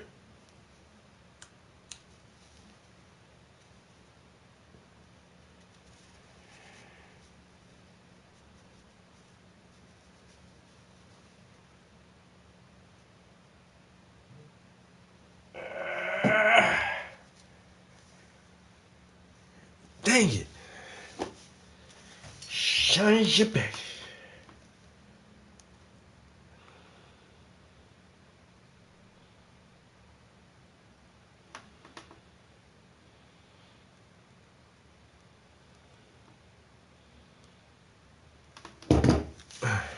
I'm gonna have to get the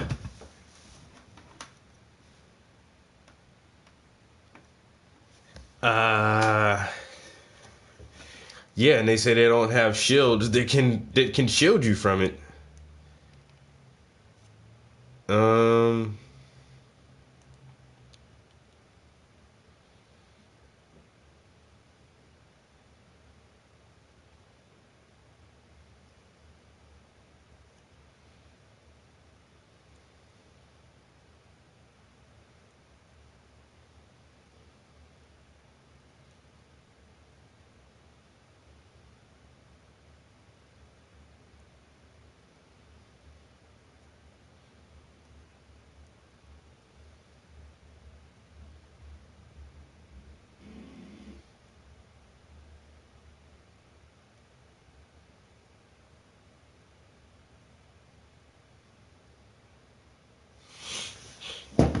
Let me see something. Oh shit.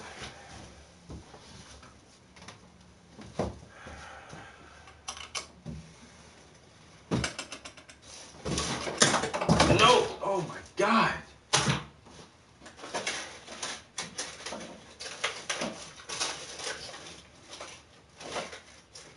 Man, I'm dropping everything.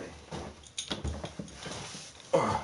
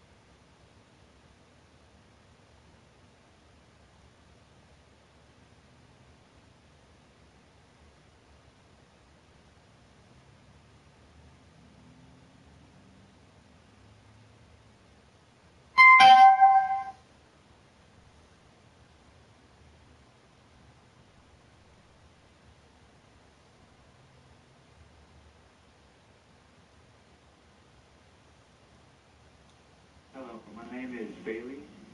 This question is for Chris. What was high school like for you?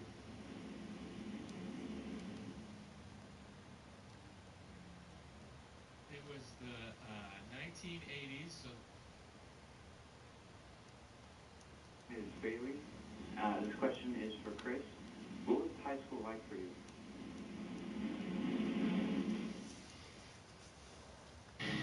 Well, it was the 1980s, so the music was different, the hairstyle... Her hair looks like it's not. If you notice her hair, and now I got this clip right here from a Flat Earth video, no lie. So this is kind of weird about NASA. So if you look at her hair, it doesn't really look like she's in 0G. It kind of looks like her hair is styled and sprayed to stay upright like that. Ms. Bailey, this question is for Chris. What was high school like for you?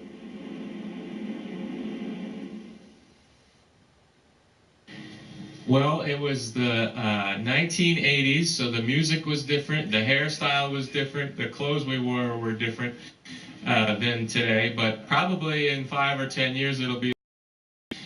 And in school, I was just like you, probably all of you there. I tried my best. I didn't always succeed, didn't always do well, but I The kid asked him, what was high school like for you? So he's answering the question. Apparently, they are supposed to be on the space station, right? Now, the guy in the dark blue shirt is giving his answer. He looks pretty calm. Watch his body language after he finishes talking. His hands get real clammy. He rubs his hands together. He gets hot. He literally gets hot around the collar and tugs at the collar of his shirt. Notice the guy in the lighter blue shirt. He's really focused on what the guy is saying. When he's finished talking, the guy in the lighter blue shirt is going to give him a really weird look. suffered into school. Math and science were kind of my favorite subject. I didn't really like English and reading too much, but I've since grown out of that and I enjoy reading now. And I played a lot of sports. And all of that happened in a little town called York, Maine, across the United States from where we're talking to you right now. Hello, my name is Steve Owen. I'm a teacher here at Riverside Prep. I'd like to ask you about the stress associated with the long periods in the space station. I'd like to ask Karen, what is the training that you get to cope with that stress and related psychological issues?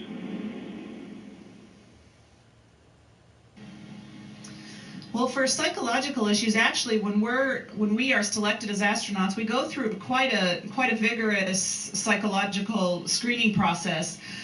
You certainly don't want somebody who comes up here and has a breakdown or is claustrophobic. But also, we have, like Chris's background as a Navy SEAL and Luca's background as a test pilot clearly prepare them for high-stress situations. I could also argue that going through the process of getting a PhD can be a high-stress thing as well. And so, generally, when people get to the point where they're applying for this job, they've been through several things in their life. But also, we have, we are selected as astronauts. We go through quite a... I'm a teacher here at Riverside Prep. I'd like to ask you about the stress associated with the... Now, are you in space? You're in space on the space station, right? That's why you're floating in 0G, right? So you are in space is where you're at, right? Sports. And all of that happened in a little town called York, Maine, across the United States from where we're talking to you right now. No. You're not across the United States somewhere you're not across in the United States. You're in space, right? I thought you're in space. Math and science were kind of my favorite subject. I didn't really like English and reading too much, but I've since grown out of that and I enjoy reading now. And I played a lot of sports. And all of that happened in a little town called York, Maine, across the United States from where we're talking to you right now.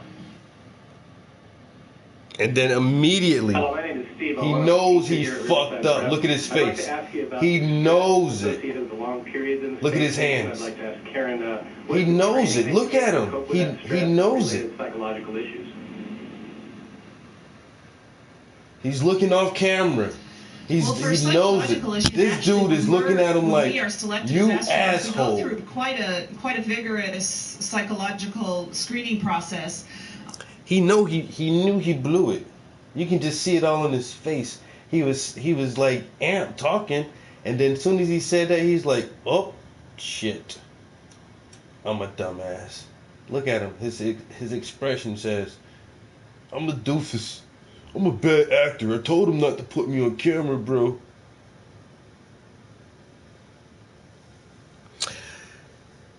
Yeah, and so, like I say, I got this from a Flat Earth video. So that had me looking at NASA closer, like, Okay, I know we probably didn't go to the moon, but you telling me y'all motherfuckers be faking space? Wait a minute. Y'all can't even go out in space? Like, wait a minute. What's going on, man? NASA. I'm losing faith in everything that I love as a child. NASA, you can't tell me that you in space, but then you tell me you across the United States. That don't add up. Where you at for real? Where y'all at? Huh? Where y'all at?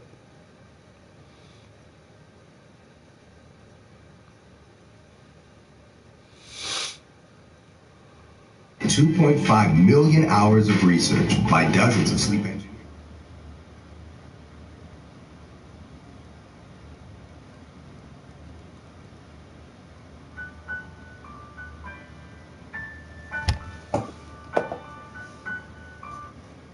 Why?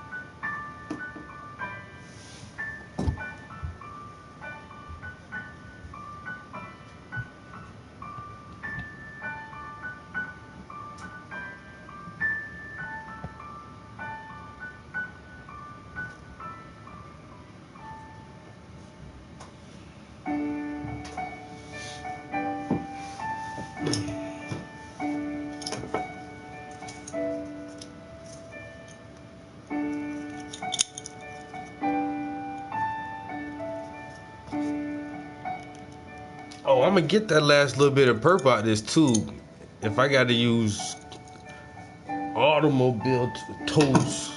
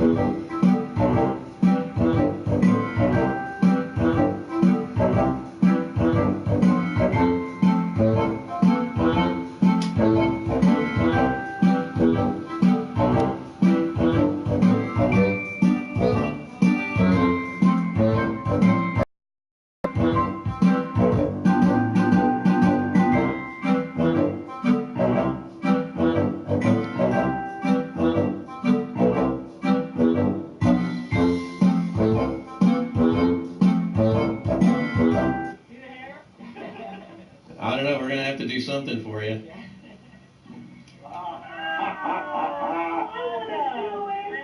Oh yeah, I can do that. Watch this. Oh yeah, I can do that. Oh yeah, I can do that.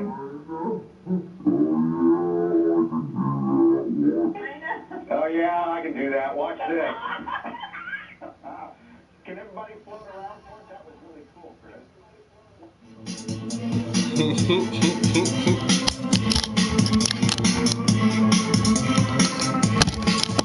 Yo, NASA. Watch it jolt up, look. Watch it travel up her back and jolt her upwards. Yo, NASA, you got some explaining to do, man. What is all this shit, man? Come on, man. Damn, bro. Y'all got wires in space. Y'all need wires to float in no gravity. Oh my Jesus.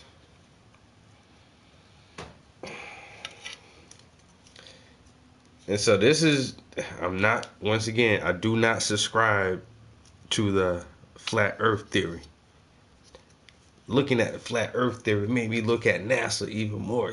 Wait a minute, sir. There's something goofy going on here. This big guy, she got, her hair is sprayed and gelled up like that. That don't look natural.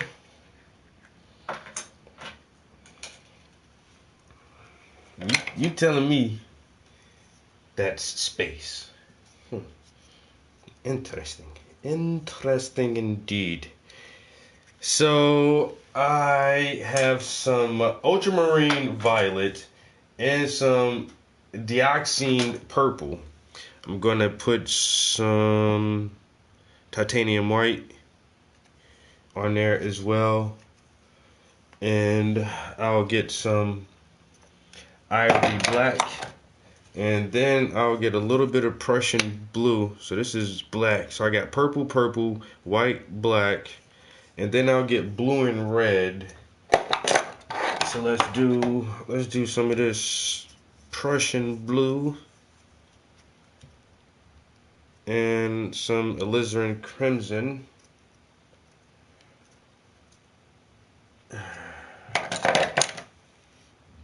You know what? I might not want to go as dark as alizarin crimson. I might do a cadmium,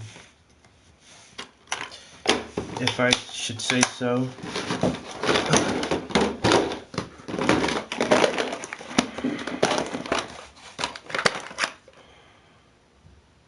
I'm gonna use this cadmium deep red instead of going as dark as alizarin.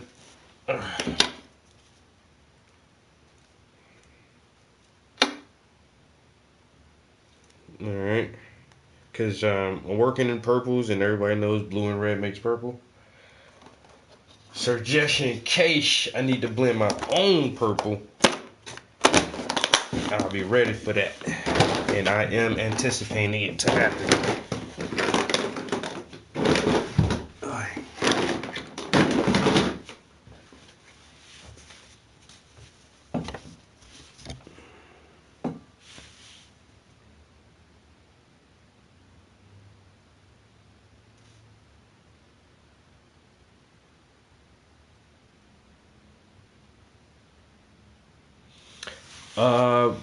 Puffin stuff. Yeah, I got Netflix.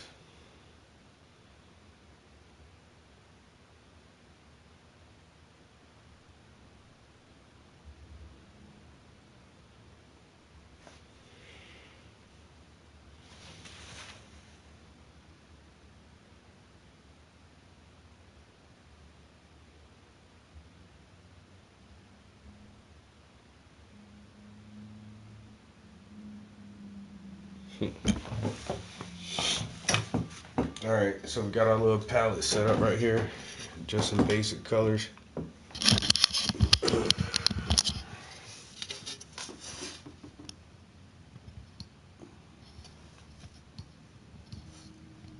I'm gonna try to rock with these colors for a second. So we're gonna do the purple skull. Where's the photograph? So the skull is purple. His vest is actually gray, and his shirt is off-white, kind of pale purple, maybe, and some purple pants. So we're gonna work on his outfit for a little while.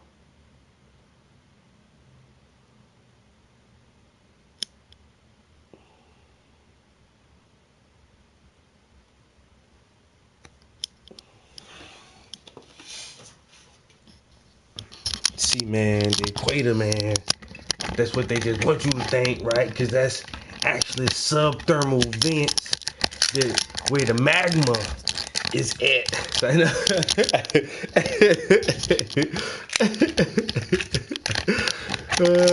The flat earthers will tell you why. They'll tell you why.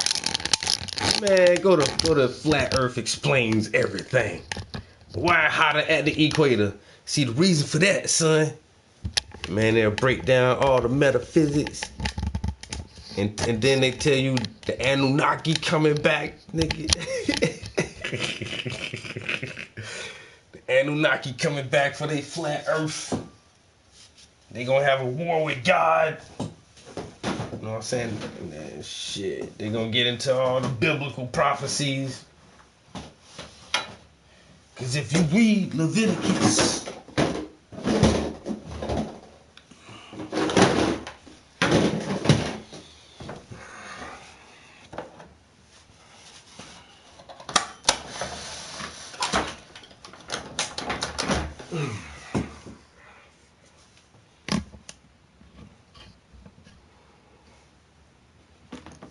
in the ancient Sumerian text, it says that, man, it says that these motherfuckers came from another planet, man.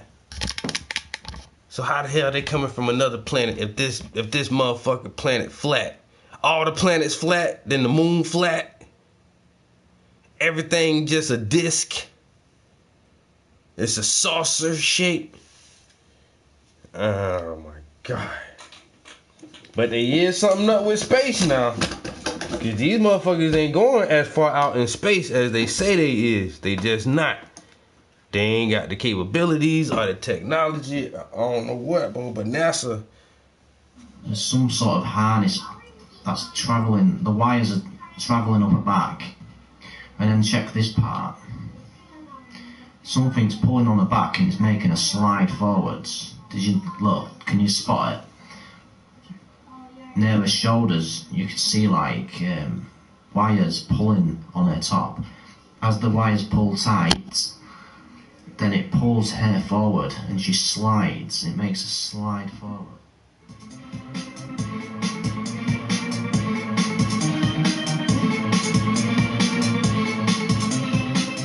Beautiful and remarkable things to see when you look out the cupola.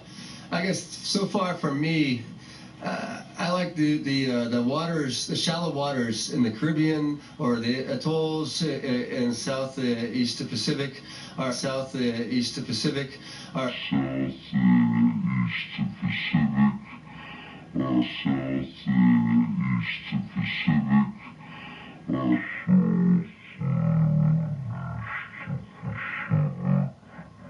I'm going to show you in this video how NASA faked zero-G without a Obama comet or a zero-G plane.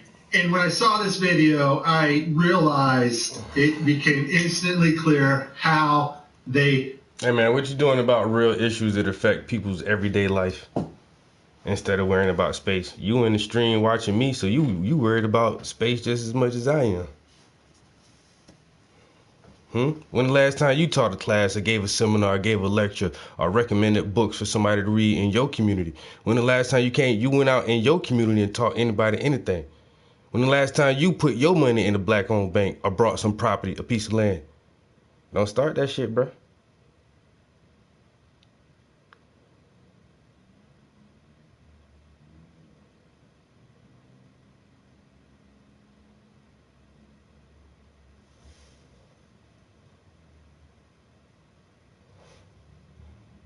And you still in here watching me, so you not doing it all year round.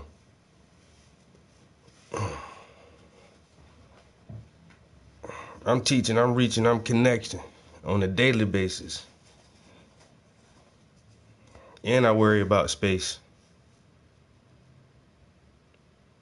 Just cause I'm not gonna dwell on the topics you concerned about for my entire stream. You got the whole opportunity and ability to start your own stream and talk about whatever you want to talk about.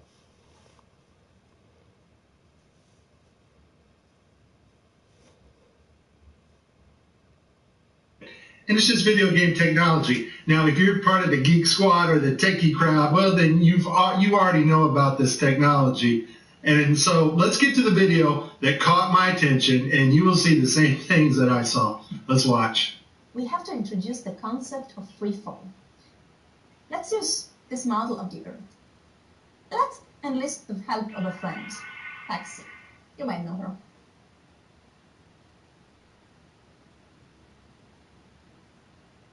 So what is significant about this video is, number one, it was live to school children. Number two, we have this stuffed animal that is transitioning in on another video channel. And the actor is able to reach up and grab this doll in real 3D space and manipulate this doll with their hands.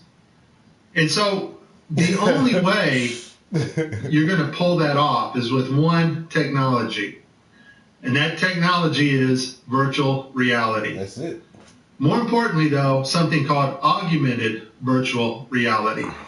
Now, before 2012, NASA used masking techniques much like we do in Photoshop and After Effects. I was speaking in general. I wasn't talking about your stream, man. Y'all too sensitive in here. Now we're able to simulate water and objects live in real 3D space. So we're able to take models of things that are photorealistic and rotate and move them while we are going live. Before, we used to have to render these effects frame by frame by frame, and it took extremely long amounts of time. Augmented virtual reality. And all augmented virtual reality is taking the objects in 3D space from a virtual reality world and putting them in our world on another screen, which we can see, manipulate, and touch with virtual reality contacts or glasses. In this next segment, I'm going to show you how NASA grabs objects in 3D space, rotate. That's what I'm saying, man. They can fake so much shit now.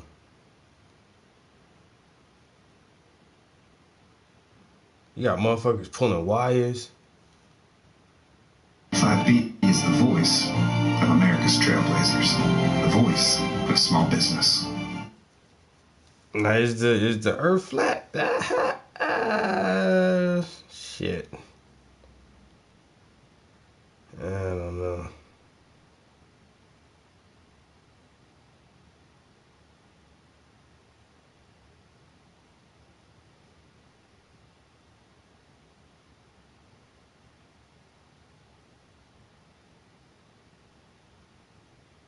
I thought I could get away from it all. I thought I could live a simple life. But olden day James wasn't what he seemed. He wouldn't stop until he found me. What? Only to make content. Do you understand that you're not the only one? There are thousands just like you. We have the genetic codes. We have the DNA information. We can program another modern day James in an instant. If a modern day James doesn't listen, you won't just be talking about.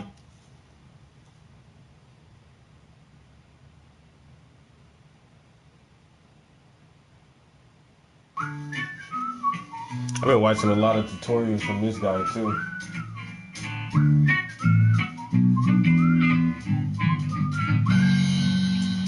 Hello, welcome to Proko. My name's Stan Prokopенko. This is going to be a hand critique video. Sorry for the little hiatus. Look, man, you gotta understand the birds and the bees first, son. This is how life really is. You know that, all that nonsense you're talking, that's not reality, son. I know you think it's cool what your friends say, but in the real world, things work a little different.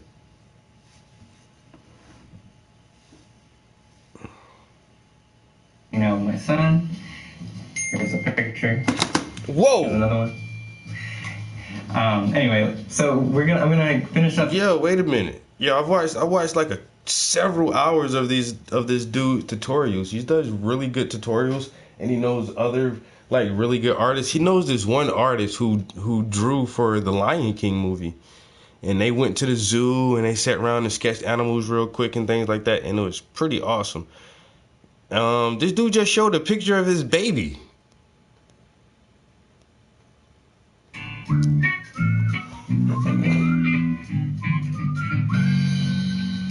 Hello, welcome to Proko. My name's Stan Prokopенko.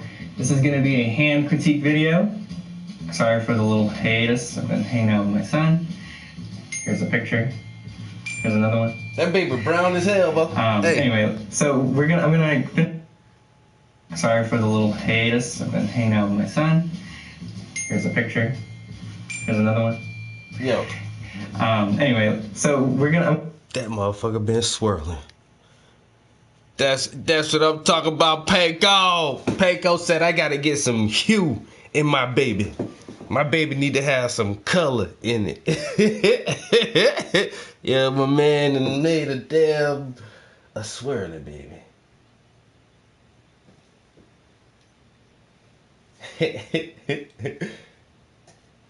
Oh.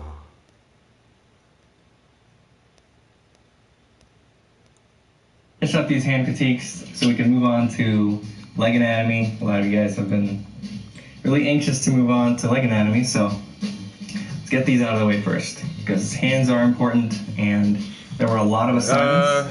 There are no hands in this 3 or 4 assignments. One of them was drawing from photos that I provided you. Another one was to go back to the hand bone assignments from back when we did hand bones, and to pull those assignments out and add the surface anatomy to the bones that you drew. And then another one was to just invent hands. Just imagine a hand and draw it from your imagination. That's obviously the hardest one. So you're watching the free version of this critique session. In the free version, I'm going to focus on one main problem that I saw you guys having, which is being able to construct the hands out of basic forms. I saw that this was hurting the way you guys are drawing things. Your hands are out of perspective, or when you're starting a shade, you're not understanding the volumes that you're shading. And starting the construction of the hand with basic blocks and cylinders will help you solve a lot of those other problems. So I'm going to focus on that today. And if you want to watch all the other problems that I talk about, you can go to proko.com/anatomy and watch the full video. All right, let's begin. The first critique will be for Apollo Jean Hyacinth. I don't know, Apollo. Okay, so aside from them being kind of messy and scribbly, I feel like you are drawing purely observationally. You're looking at your photograph or your hand, and you're just trying to copy the contours. You're copying exactly what you're seeing. And there's nothing wrong with that. That's one way of drawing. It's a good way of drawing. With hands, I feel like it's important to understand the structure to draw them better. And I really think that it would help you to improve your hand drawing. It's a P. Proko. It's a P. Yeah. For about 3 or 4 days now. And I've actually done some tutorials. I've done some drawings. He does this really good tutorial called the Loomis Head. And then he does, like I say, him and his one homie went to the zoo and did some quick sketches. And he actually invites other professional artists on his channel. So you're getting tutorials from people who have been in the business. Is to learn how to construct the hands. Rather than just copying what you see, you reconstruct what's actually happening there. Starting with simple forms, your primary forms, then adding secondary, and then adding tertiary forms on top, then adding light and all that stuff. That's actually going to also help you to be able to draw from imagination. Because if you are reconstructing what you're seeing in your photograph, then you can put it away and reconstruct it again, because you know you can start from a simple thing and then just slowly add complexity to it. It's a lot easier to do it that way than to, from your imagination, just start drawing details and get it all correct. So I'm going to take this one drawing that you did, and I'm going to try to draw it again, but I'm going to reconstruct it with some simple forms. This is step 1 of the construction phase. So instead of drawing all these little squigglies that you have, little line, little lines like that, and trying to follow the contours, instead I'm going to think about the first form, which is like the palm. It's a box. It's not a perfect box. It's slightly curved on the front, and it's got that carpal tunnel curve this way, and then it's a little, watch the video to figure out what, to see what the little differences are from a perfect box, but we can think of a boxy form for the palm. So I'm going to follow the curve of the knuckles that you have here, like that. That's a simple plane. Then you got the back of the palm, the plane that connects to the wrist, and there's the top plane of the boxy form. And we're looking at that box slightly from the side. You know, we're not looking straight at the top plane. So we're going to see a little bit of thickness, like that. There's the thickness of that box. There you go. And then, you know, you got that little hockey puck in the back for the wrist that articulates with the arm bones. And then for the thumb, I like that triangle, right? That little triangle that you extend from the palm box. For the fingers, I'm going to start by figuring out the curve. I feel like some of the back fingers are a little too short. Like they look shorter than that index, and the middle is supposed to be the longest. So that's not going to work. So I'm going to curve it like this, with the middle being the longest, index being a little shorter. So big picture stuff first. And then for the index finger, instead of following the contours, again, I'm going to simplify it into a simple form. In this case, I'm going to use cylinders for the segments of the finger, for the fat pads and stuff that are attached to it. So I'm thinking of that, the cap of the cylinder right there.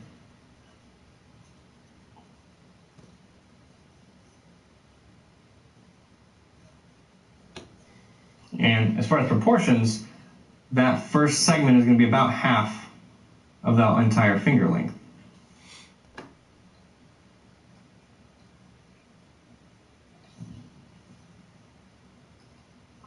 Okay, and I can continue going down, same thing for the middle finger, segment here, segment here.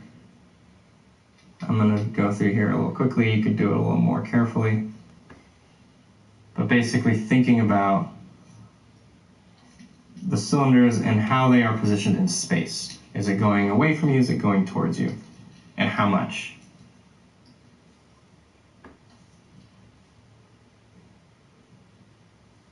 And same thing for the thumb, except the thumb only has, you know, the big triangle and then two more.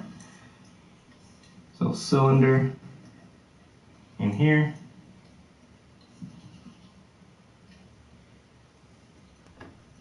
A little wedge. All right. Oh, and then the way it connects to the wrist, if you remember, there's a little step up like that to the wrist. And this helps me keep all of this in perspective because I'm basically just drawing angles.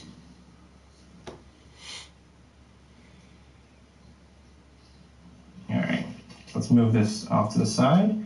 You can see I have a simple version of that hand. The reason this is important is because I can make changes pretty easily. And also I can visualize light and I can think, okay, this is a cylinder. It's very easy to invent the light on this cylinder.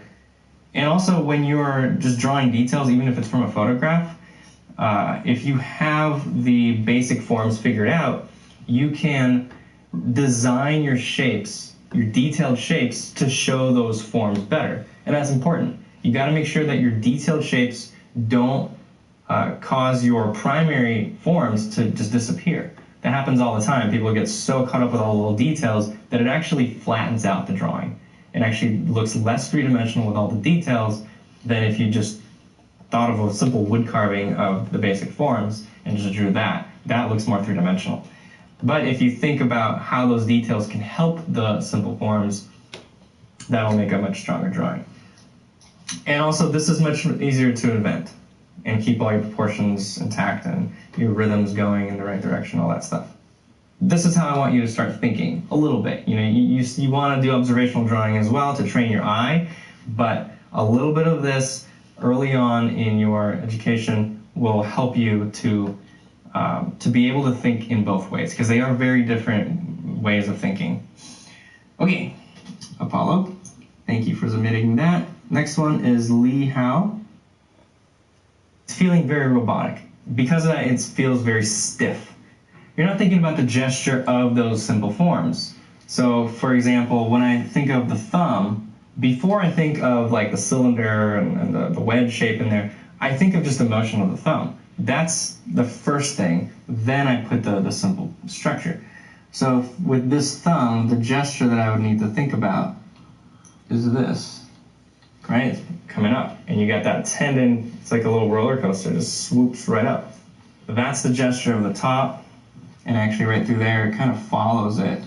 If you look at your own thumb, shaped kind of like that. And then skin being stretched out in there. And then this overlaps. You got that overlap correct, so that's good. Basically have the forearms in here, and then skin stretching between the two, pretty tight. So that's the gesture. On top of that, then you can start building the cylinders, but you gotta make sure those cylinders are following the gesture, they're following the curve. Same thing with that pinky. It's just going through there really straight, looks very stiff. Here's a little pattern I usually see with fingers that are either 3/4 view or side view. I like to find a curve out this way for the top, and then back this way. So it's like an S-curve gesture going through the finger.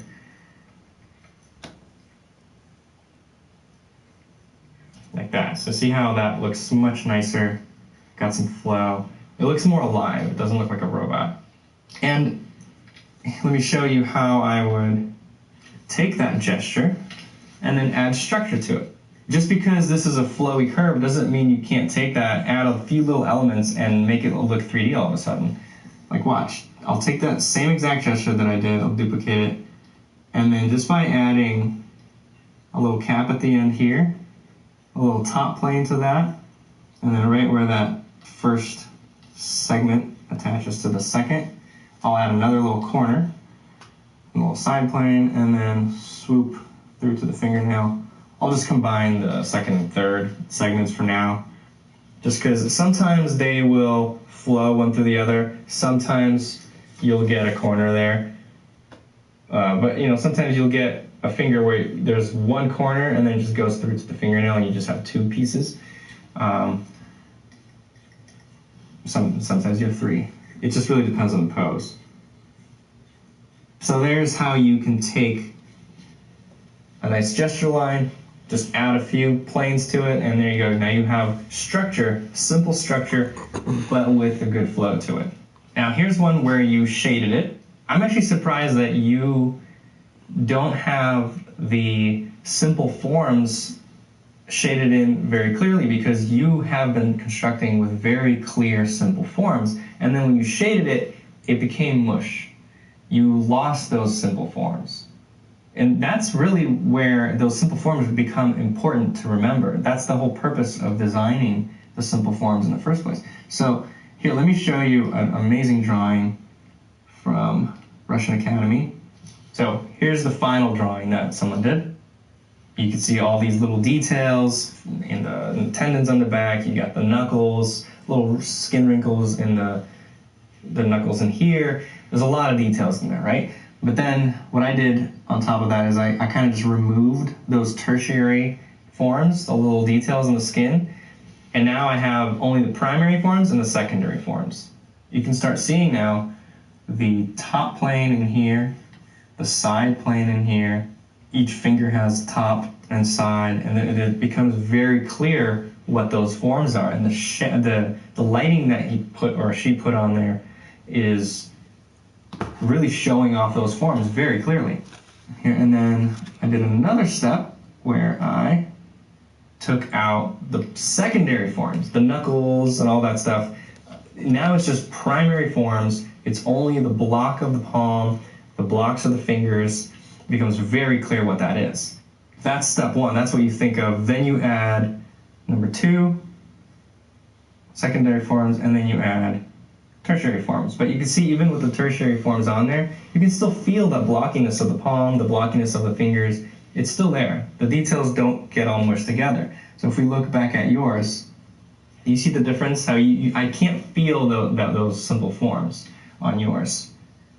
You know, for example, in here, I can see that this is a lighter plane, and you're trying to show there's a top plane, and then it becomes a little darker in here, but there's so many shapes within that dark, it's almost like this is happening, and then you have this, and then in here you got this form coming out, and you got all these little things. There's just too many things, which causes me to lose that corner. Where is that corner from top plane to side plane? I'm not really sure.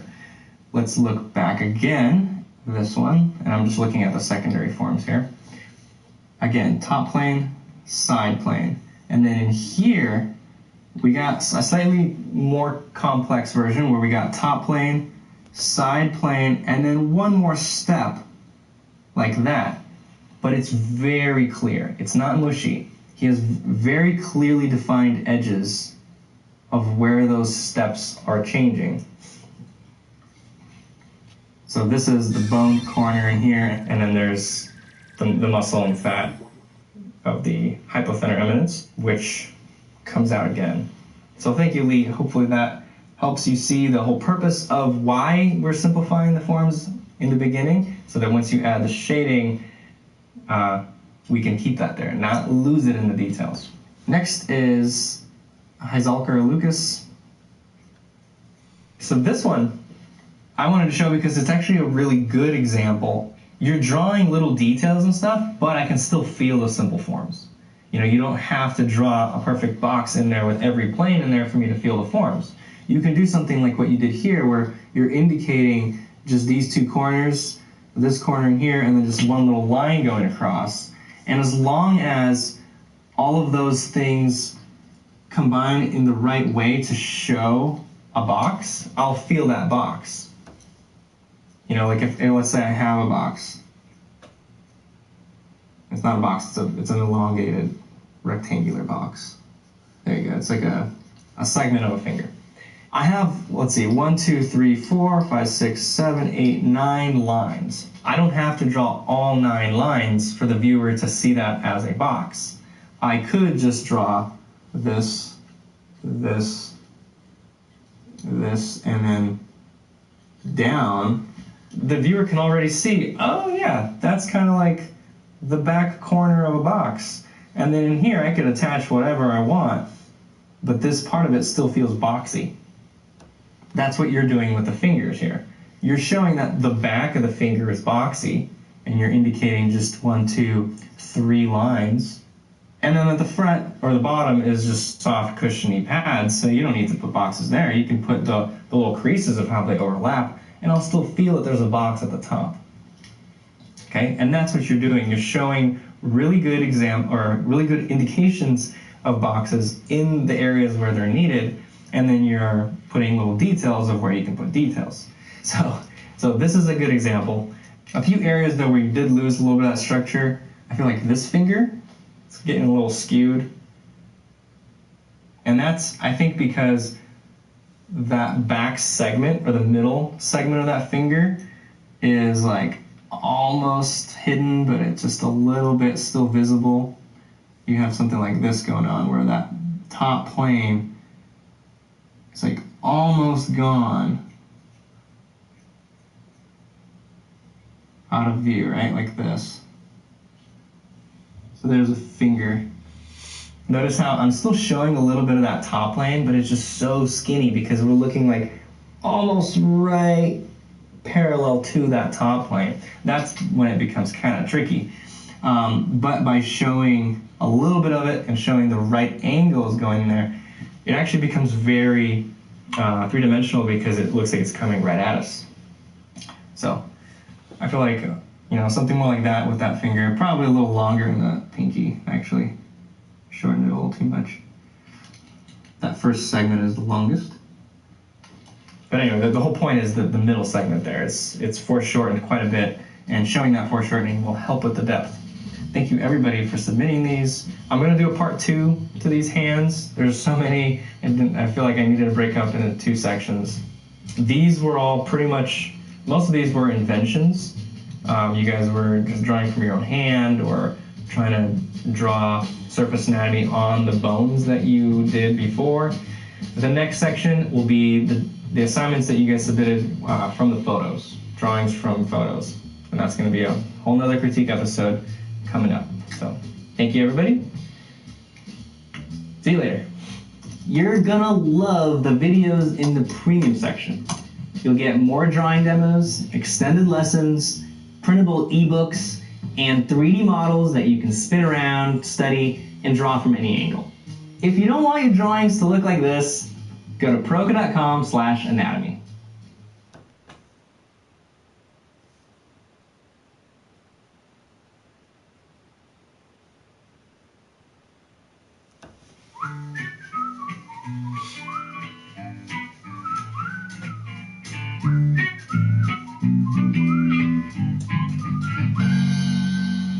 Okay, everyone, I'm Tim Gula. I'm here to teach you how to do quick sketch. Tim Gula is one of those guys that floor you when they tell you their history. He worked with Frank Frazetta and Mobius, major studios like Disney, Marvel, and DC. He studied with Alex Nino and Fred Fixler, who was a direct student of Frank Riley. When he was a kid, Jack Kirby invited him to a studio to watch him draw. Yeah, I would, over his shoulder. And he wouldn't speak. He'd be in a trance. You know how, like with me, when I do the figures, there'd be like rough drawings and indications. The pencil would hit the paper, and it wouldn't stop until the page was complete. And it just like it poured out. And I remember just looking over his shoulder thinking, how is that possible? How is that possible? And I remember just feeling so inadequate. And here's a page to like say, I don't know, Mr. Miracle or Commandy. And I would think, how is that possible? The pencil would just hit the paper and the page would just be done. There wouldn't be any indications, no rough drawings. It just started off and then it was done. Was it kind of like Kim Jong-gi? No, what's that? It's an artist. Oh, yeah, okay, yeah, the Korean guy. Yes, exactly. It is exactly that. But Kirby would do a whole story, a whole book like that. I mean, it was all in his head, played out. And then my luck went further when I was working for a while doing this stuff for France. I got to work with Mobius, and there's another guy.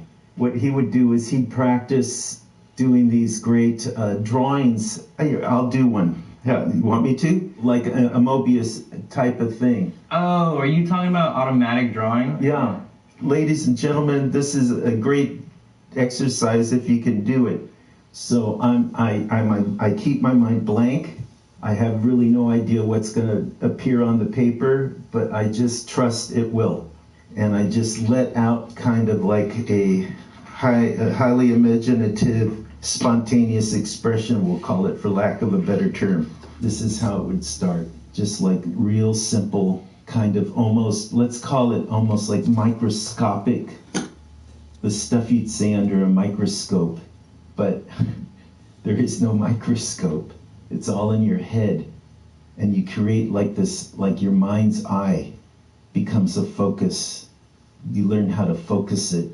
It's all doing very organic shapes.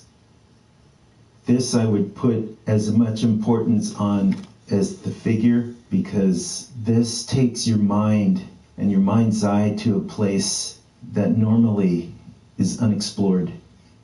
And it can't help but to enhance your whole view of your ability. I have no idea. It's all just happening on its own. It's kind of like the Wheel of Fortune. And this is what Mobius showed you? Yes. Because I would come in one time and I would see, and I'd see Jean, he'd be doing these like strange doodle-like things, and I'd say, what are you doing? And he says, oh, I'm just letting my mind relax. And it is. This is how you let your mind relax as an artist, and in a beneficial way. It's funny how many artists like Alex Nino, Mobius, Jack Kirby do the similar thing, unawares of the others' experiences in this. That was the first thing I hit, like, wow, there's this strange commonality with all these guys, and they're all super good. They're all highly imaginative.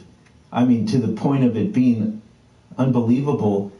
And it's these exercises they do where they allow their mind just to be free and expressive. It relaxes your mind, and You can feel your breathing change and everything, especially after you've been under a lot of stress with a certain assignment. It's good to do these things. It kind of keeps you in check so you don't burn out or become too, I don't know, burdened. It's kind of like takes you back to like a childlike sense of things, frees you up. And then drawing kind of maintains a freshness. A lot of these artists, they become stale and bitter because they don't, I think, allow themselves to like enjoy it, take it on a more enjoyable level of it all. So the figure is important and useful, and this, what I'm showing you now, is as useful really on a lot of different levels because it keeps your mind sharp and fresh, so you're able to deal with challenge. See, look, I mean, where's all this coming from? But there it is. It's abracadabra. And Mobius would do this like in pen and ink and watercolor, and it's like, oh my God, how do you do that? But I mean, I caught on enough to be able to do this. I mean, to some degree the same, but I get to experience the benefit that those exercises provide. No pressure. It's not like, oh, it's got to be of a certain quality. It's got to be of a certain standard. It has to look like, none of that. You allow yourself just the freedom to be, well, I guess yourself, but in an artistic kind of playful way. Because when your mind is relaxed, and this is a Mobius quote, when your mind is relaxed, it's the most creative. But I don't have to tell you all to know how hard it is to get that mind relaxed and yet productive. Sometimes it seems utterly impossible, but you do this kind of stuff on a regular basis and suddenly it's much more available. Like, what in the heck is this? But I don't care. It's interesting and it feels good, kind of like scratching an itch. How did you meet Alex Nino? Oh, okay, I was in the Army, and I got discharged in the Army in the Philippines, and Alex's house, Alex Nino that is, was walking distance from the base, and while I was there, I didn't have the moxie to approach him, but finally when I got out, I said, oh, I'm one of your biggest fans, I've been stationed on this Clark Field base, and his first thing is, well, Clark Field's right over there. What do you want? I said, I'm a big fan. And he says, big fan, what are you talking about? And then I showed him my sketchbook and he goes, oh, wow. And he was like really impressed. And he says, yeah, and I just now got out of the service and I'm here to be your student. And it shocked him so much that he agreed. And I benefited from that. Because I'm really good with a Chinese brush, thanks to him, but I don't have one to show you. But I'm kind of using the pencil as it were a Chinese brush. See how like I'm handling all these spaces and creating like these shapes? But the best benefit of this isn't so much what this drawing's looking like, but the feeling of good I'm getting by doing this on this level. It's kind of like a real, I don't know, like exhaling. I have to recommend you all try it. And it'll be hard to do at first because you're not used to letting go. But once you do, there's a lot to gain from that, a lot. And you'll be able to grow more completely. All right, guys, go ahead and try it now. Put down your phone and give yourself a few minutes to relax. Draw whatever lines your brain wants you to draw. Just let it spill out. Let me know how it goes in the comments. Oh, and smash that like button.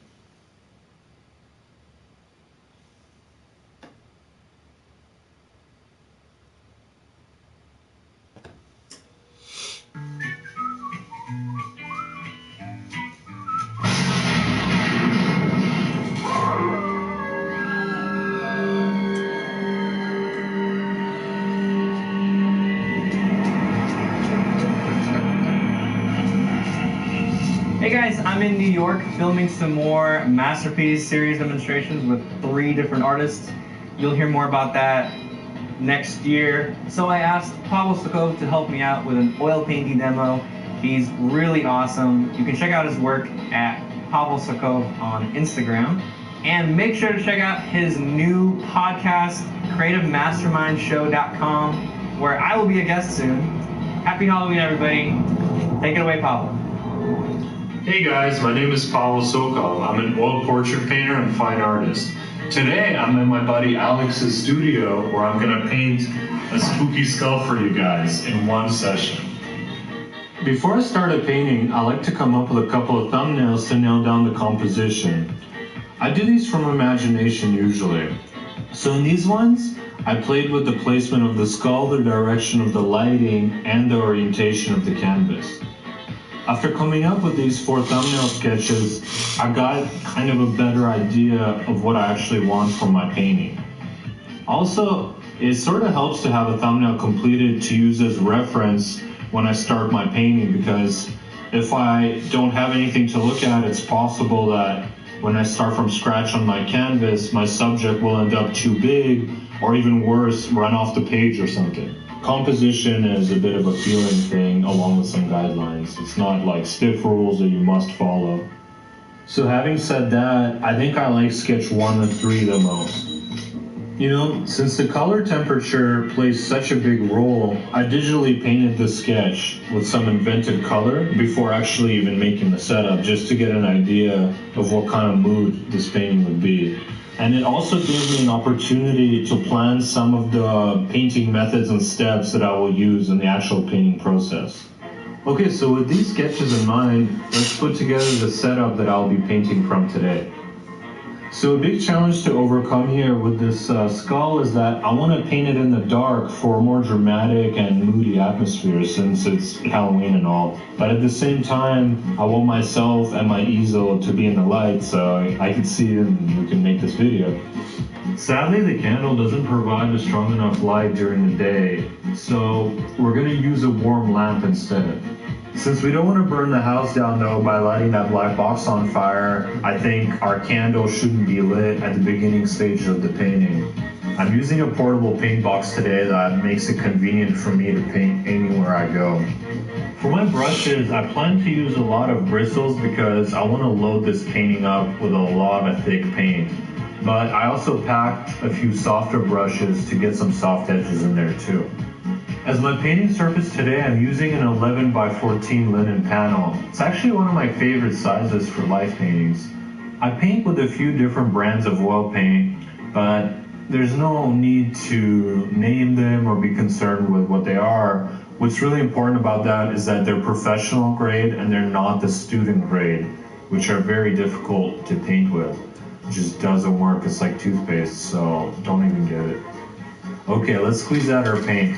And don't be afraid to use a lot. For the longest time, I've been so shy with squeezing out my paint. It's been taking me years to paint thicker and thicker, and I gotta tell you, if you could skip all these years of being shy and just get straight into it and load up a lot of paint, it will save you a lot of trouble. On my palette today, we have titanium white, warm white, cadmium yellow light, cadmium yellow medium, cadmium yellow orange, yellow ochre, transparent yellow oxide. You know, we got a lot of yellows here. It's gonna be a very warm scene. I'll just put the rest of the colors up on the screen. You can pause it if you really wanna know. The very first thing I always like to do when starting a painting is to tint the canvas. But you have to select your tinting color wisely because it's going to provide the underlying temperature to the whole piece. I often let this initial tint show through all the way to the end of the painting, particularly in the shadows. In this case, we have a very warm light on our subject, so we can expect our painting to be pretty warm. I'm going to tint this canvas with that in mind by using something really warm like transparent red oxide. And I'll mix it with a bit of cadmium yellow medium in the area where the candle will go, because later all this warm underpainting should give the skull a nice inner glow. I'm diluting my paint with Gamsol here when I do my initial washes, because it makes the paint behave kind of like a watercolor, which is perfect for making a stain. Okay, so now that our canvas is tinted, we can start to draw our lay-in on top of our stain. My favorite tool to do that with is actually a hard bristle brush. The reason why is that those stiff hairs, they allow me to get nice straight lines, which are the exact type of lines that I find helpful at this stage to simplify the contours of everything that I'm drawing and to find those big shapes. Don't worry, we're going to complicate these lines later when we go to paint them. As you draw your lay-in, don't forget to focus on the big shapes and the proportions of what you're drawing. Don't get carried away with details and things like that because it's way too early at this stage. Simplify everything to its most basic elements. Find the big shapes and don't mind the secondary forms for now. It also kind of helps to keep your horizon line in mind when you draw your lay-in. For example, in my case, I'm sitting below the skull, so I'm looking up at it. You have to ask yourself, are you looking up at your setup? Are you looking down at it? And whatever the answer is, you have to design your lines with that in mind. So if you're noticing that your drawing is off at this stage, don't be shy to move lines around until you get it right. Trust me, you're going to be saving yourself a lot of headaches if you fix things at this early stage than if you try to fix them later on when you have a lot of opaque paint down on your painting. So right now I'm filling in the dark shapes on my underpainting because I find that it helps me see my mistakes better when I fill in the big dark shapes. With these dark shapes filled in, it's much easier to judge the distances on your drawing. At this point, I often like to take a kneadable eraser or more often a napkin and rub out the lightest areas. This helps me establish the light source a lot sooner before I even lay down the opaque paint. Just make sure to do this before your stain is dry, or else you won't be able to do it anymore. You usually have about 10 minutes max, depending on your surface, before your wash dries, so be careful. My goal here is to establish the big values, shapes, and color temperatures as soon as I can. So to do that, I'm going to cover the entire skull with some opaque paint, aiming primarily to kind of tell the story of the lighting that's hitting our skull. I'm thinking a lot about color temperature. Our primary light is warm, so I'm mindful that the parts that are in the light are going to stay warm. Oftentimes students want to lighten an area, so they grab a bunch of white. White is actually the coldest color, so the result of that is that the value of the area does go up and it does become lighter, but at the same time, the color temperature goes a lot colder. This is actually great if your subject is in a cold light, like maybe a north lighting window. But in our case, our subject is in a warm light, so that's no good for us. When you want to lighten an area that's in the light, consider using a color to lighten that area. In this case, to lighten my mixtures, I'm going to include some cadmium yellow medium, cadmium yellow, and transparent yellow oxide in my light mixtures to keep it warm. But conversely, if you want to darken an area, a lot of students reach for the black to darken things, and that creates a cold mixture as well. Try darkening a shadow with a warm dark, something like transparent red oxide, transparent brown oxide, or alizarin crimson. While you're putting down that initial opaque paint, a good principle to work by is to paint the lights thicker and the shadows a little bit thinner. So that means you can't be afraid to lay down some serious paint in the lights. If you keep the shadows more thin and flat, then the lights are going to feel more luminous in comparison. And I also love to let my warm underpainting show through in places in the shadows. When you have dramatic lighting like this, you're bound to see a lot of contrast. Let's make sense of all of it this way. Since most of our subject is lit, make sure that the amount of value used in lights is higher than in the shadows. In other terms, make the shadows more flat and have less values. Like you could make the shadows just one value so that it looks a lot simpler than your halftones and your lights. As a result, the shadows, they'll have less information in it than the parts that are lit. I'm thinking of this skull as an egg, with the closest part receiving the most light and the parts further away receiving the least amount of light. If the underlying egg of this skull reads well, then you're going to be in good shape. Our halftones are the most chromatic and the most information dense parts. So in our case, they're going to be the warmest parts of the skull. The lightest lights are pretty washed out, but they're still warm. Okay guys, don't forget to wipe down your palette whenever you're running out of space, and also when your mixtures that you're using are becoming too thin. I find that when I'm too lazy to wipe my palette, what ends up happening is I'm painting off in some tiny corner of the palette, and I don't have enough space to make a really thick mixture, so I start painting very thin. Now that our skull reads pretty well with the right values and the right color temperatures, and we can sense that egg shape beneath it, it is time to put on the finishing touches. Here I am laying down some serious paint on the back of that skull. Since it's one of our lightest lights in the scene, and I believe the lightest lights on the skull, I'm going to paint it thick. Since the cranium is just a sphere whose edges recede into the background, I wanted to have a soft edge. For that, I'm dragging a big soft brush around the contour. This is a great time to expand our value range and paint up to the lightest lights and our darkest darks. At this stage, you want to be mindful of the quality of your edges. So to do that, you have to determine where the light source is coming from. Usually, your forms will roll by having a softer edge closer to the light and a harder edge further away from the light. So that happens because that edge further away from the light is actually a cast shadow, and cast shadows are firmer than form rolling shadows. In our case, our light is actually coming from the bottom, which is a little bit unusual. This means that our forms are bound to have a sharper edge on the tops of the forms and a softer edge on the bottom. Usually in a life painting class, your model is lit from above, so you have the opposite situation. You have to be mindful of where the light is coming from because every situation is different. But the general rule is that whatever part of the form is facing away from the light is going to have a harder edge than the one facing towards it. Emphasizing the core shadows is great in a dramatic lighting situation. It really helps to bring the point home. So don't be afraid to push those. Since these are supposed to be your finishing strokes, you have to not be afraid to paint them with certainty and with boldness, even if you have no idea what you're doing.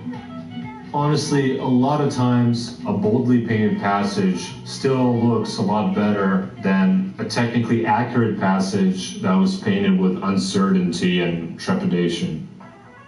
Generally speaking, to make your strokes look more bold and certain, you have to paint everything in as few strokes as you can. So that means you have to refrain from touching up areas as much as you can and avoid dragging all that paint around and trying to fix it, because it just thins out the paint and it takes out all your brush strokes. Instead, if you want to adjust something, try adjusting it by adding new paint with a brand new brush stroke. The mood of this piece is very dramatic and it's meant to be kind of scary, so why not punch out his teeth?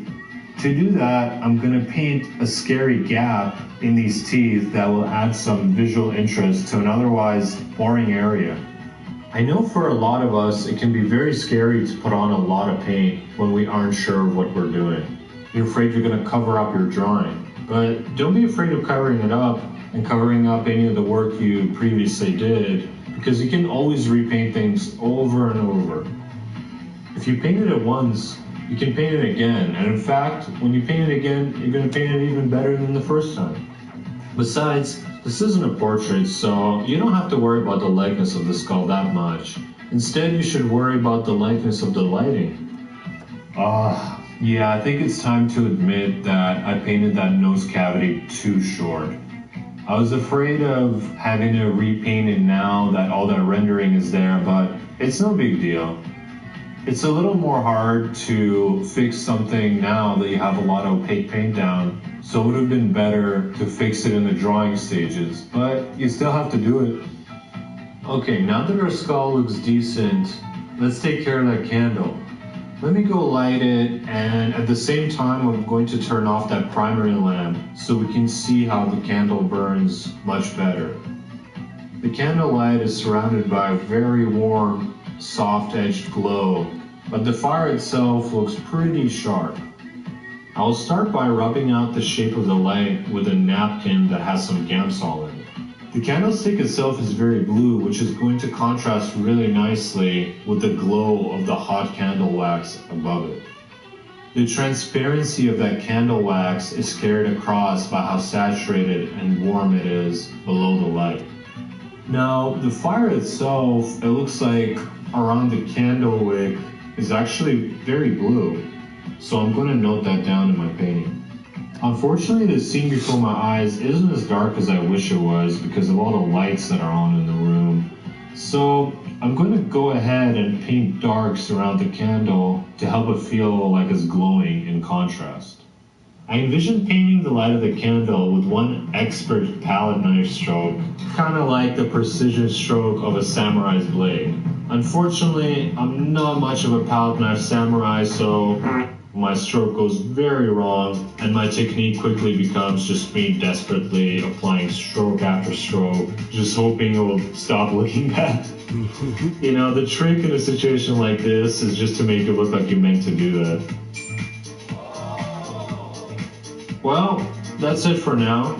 It still needs some touch-ups, I think, but I'm gonna do those at home in my studio, so let's call it a day.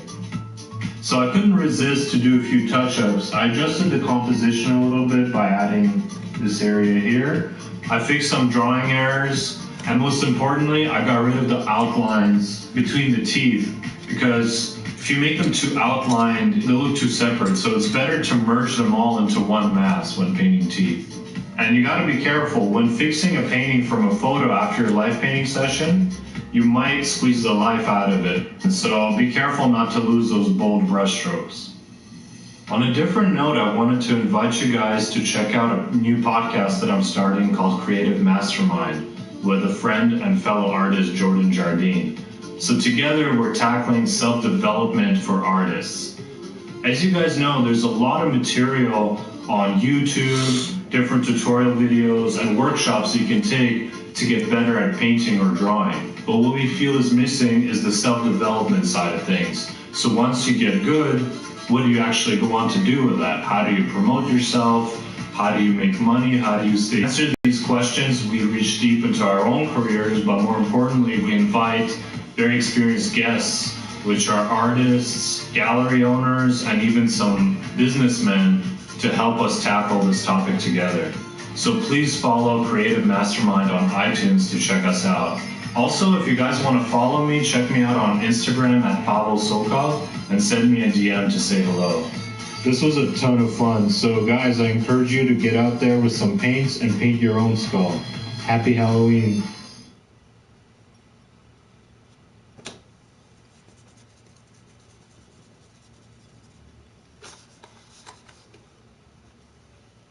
Hey guys, my name is Stan Prokopenko. Welcome to another episode of the 12 Days of Proko. This year we're doing 12 days of quick sketch, new quick sketch every day. We're filming these out of order, so I don't know what number this is, but you can check in the description below and get links to the other 11 days. Today I'm going to make it as hard as possible on myself. I'm going to be painting portraits in oil. I'm going to have a live model and make the colors all weird and wacky. As for colors, I want to stay limited in my palette because if I have too many options, then it takes longer to mix my paint. My yellow is yellow ochre, it's cadmium red pale, and ultramarine blue deep. So I have these guys just as secondary colors that I can add to the mix, but I'm going to try to avoid that and just stick with this.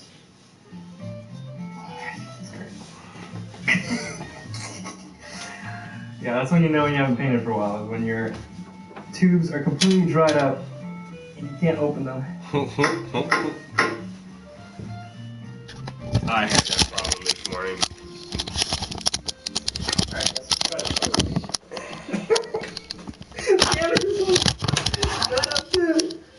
Yeah, gripping gloves. Another tip for quick sketch painting, make sure you have enough paint out on your palette, because if you have to pause to get more paint, that's wasting time.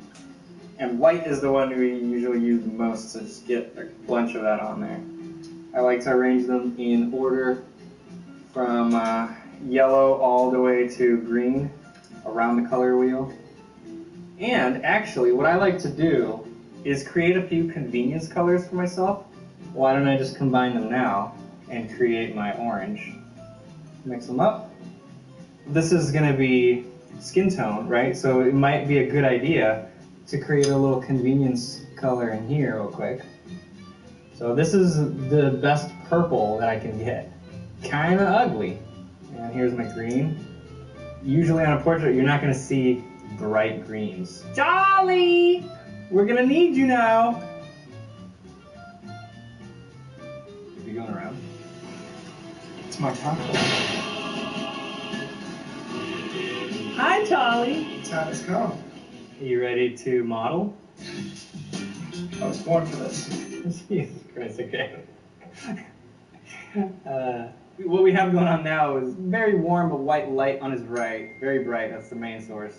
And then on his left, kind of in the back, we have a really bright red. Just kind of naturally sit there.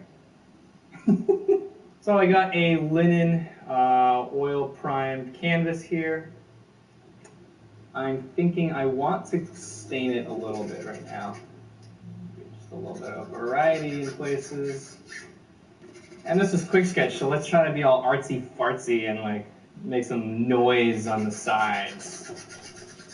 I'm gonna give it a few minutes to dry and then I'm gonna begin. I'm gonna time myself and set the timer for like 25 minutes. So the average tone of the whole thing that I'm seeing is kind of in between these two mixtures that I made, but much lighter. Let's just draw in the shape of the head. I'm being very abstract right now. I'm not trying to be perfectly accurate with the drawing. I'm not going for a likeness. I'll be happy with it if the colors are correct, the values are correct, and if it looks somewhat three-dimensional. And then as I transition downward to the neck, we're gaining more of these greenish purpley colors. So actually kind of this backdrop that I kind of put in there, the background color, kind of works well. So I'll just kind of blend right into that.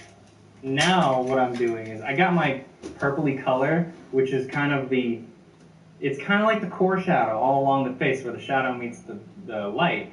So I'm going to use this color to work on the shape design of between light and dark. And I'm seeing this exact color that I mixed right in here. I'm seeing that right on the beard where the red bulb hits it. So I'm going to start with that. Maybe actually a little more red. Some of that's going to be on the side of the head where the hair is. As the dark hair transitions into the light, it gets this greenish tone. Whenever I mix a color, I want to look for other areas around the head where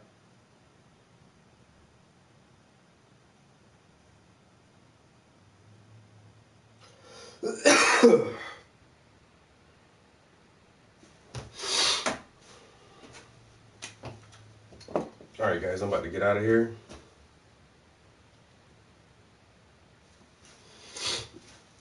Oh, I gotta clean these brushes off. Almost got me.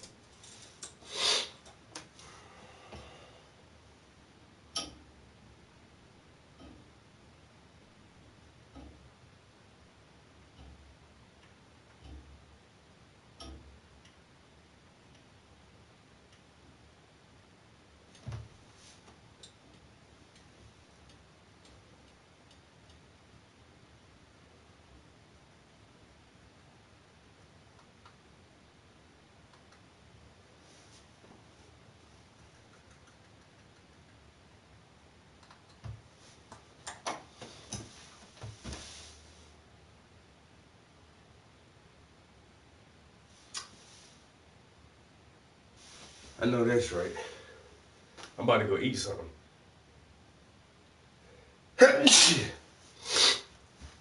Man, I'm trying to fight this cold so bad. I keep sneezing and my nose is stuffy.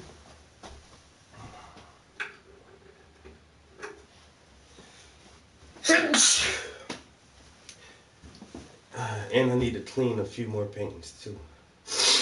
I gotta make sure I have enough ready.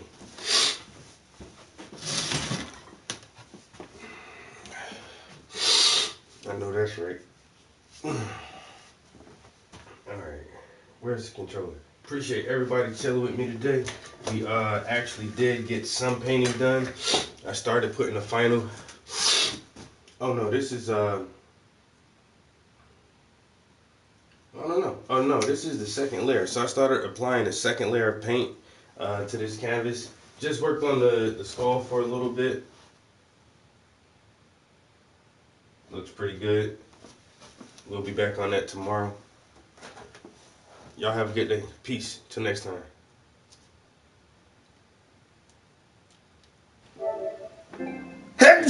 Shit.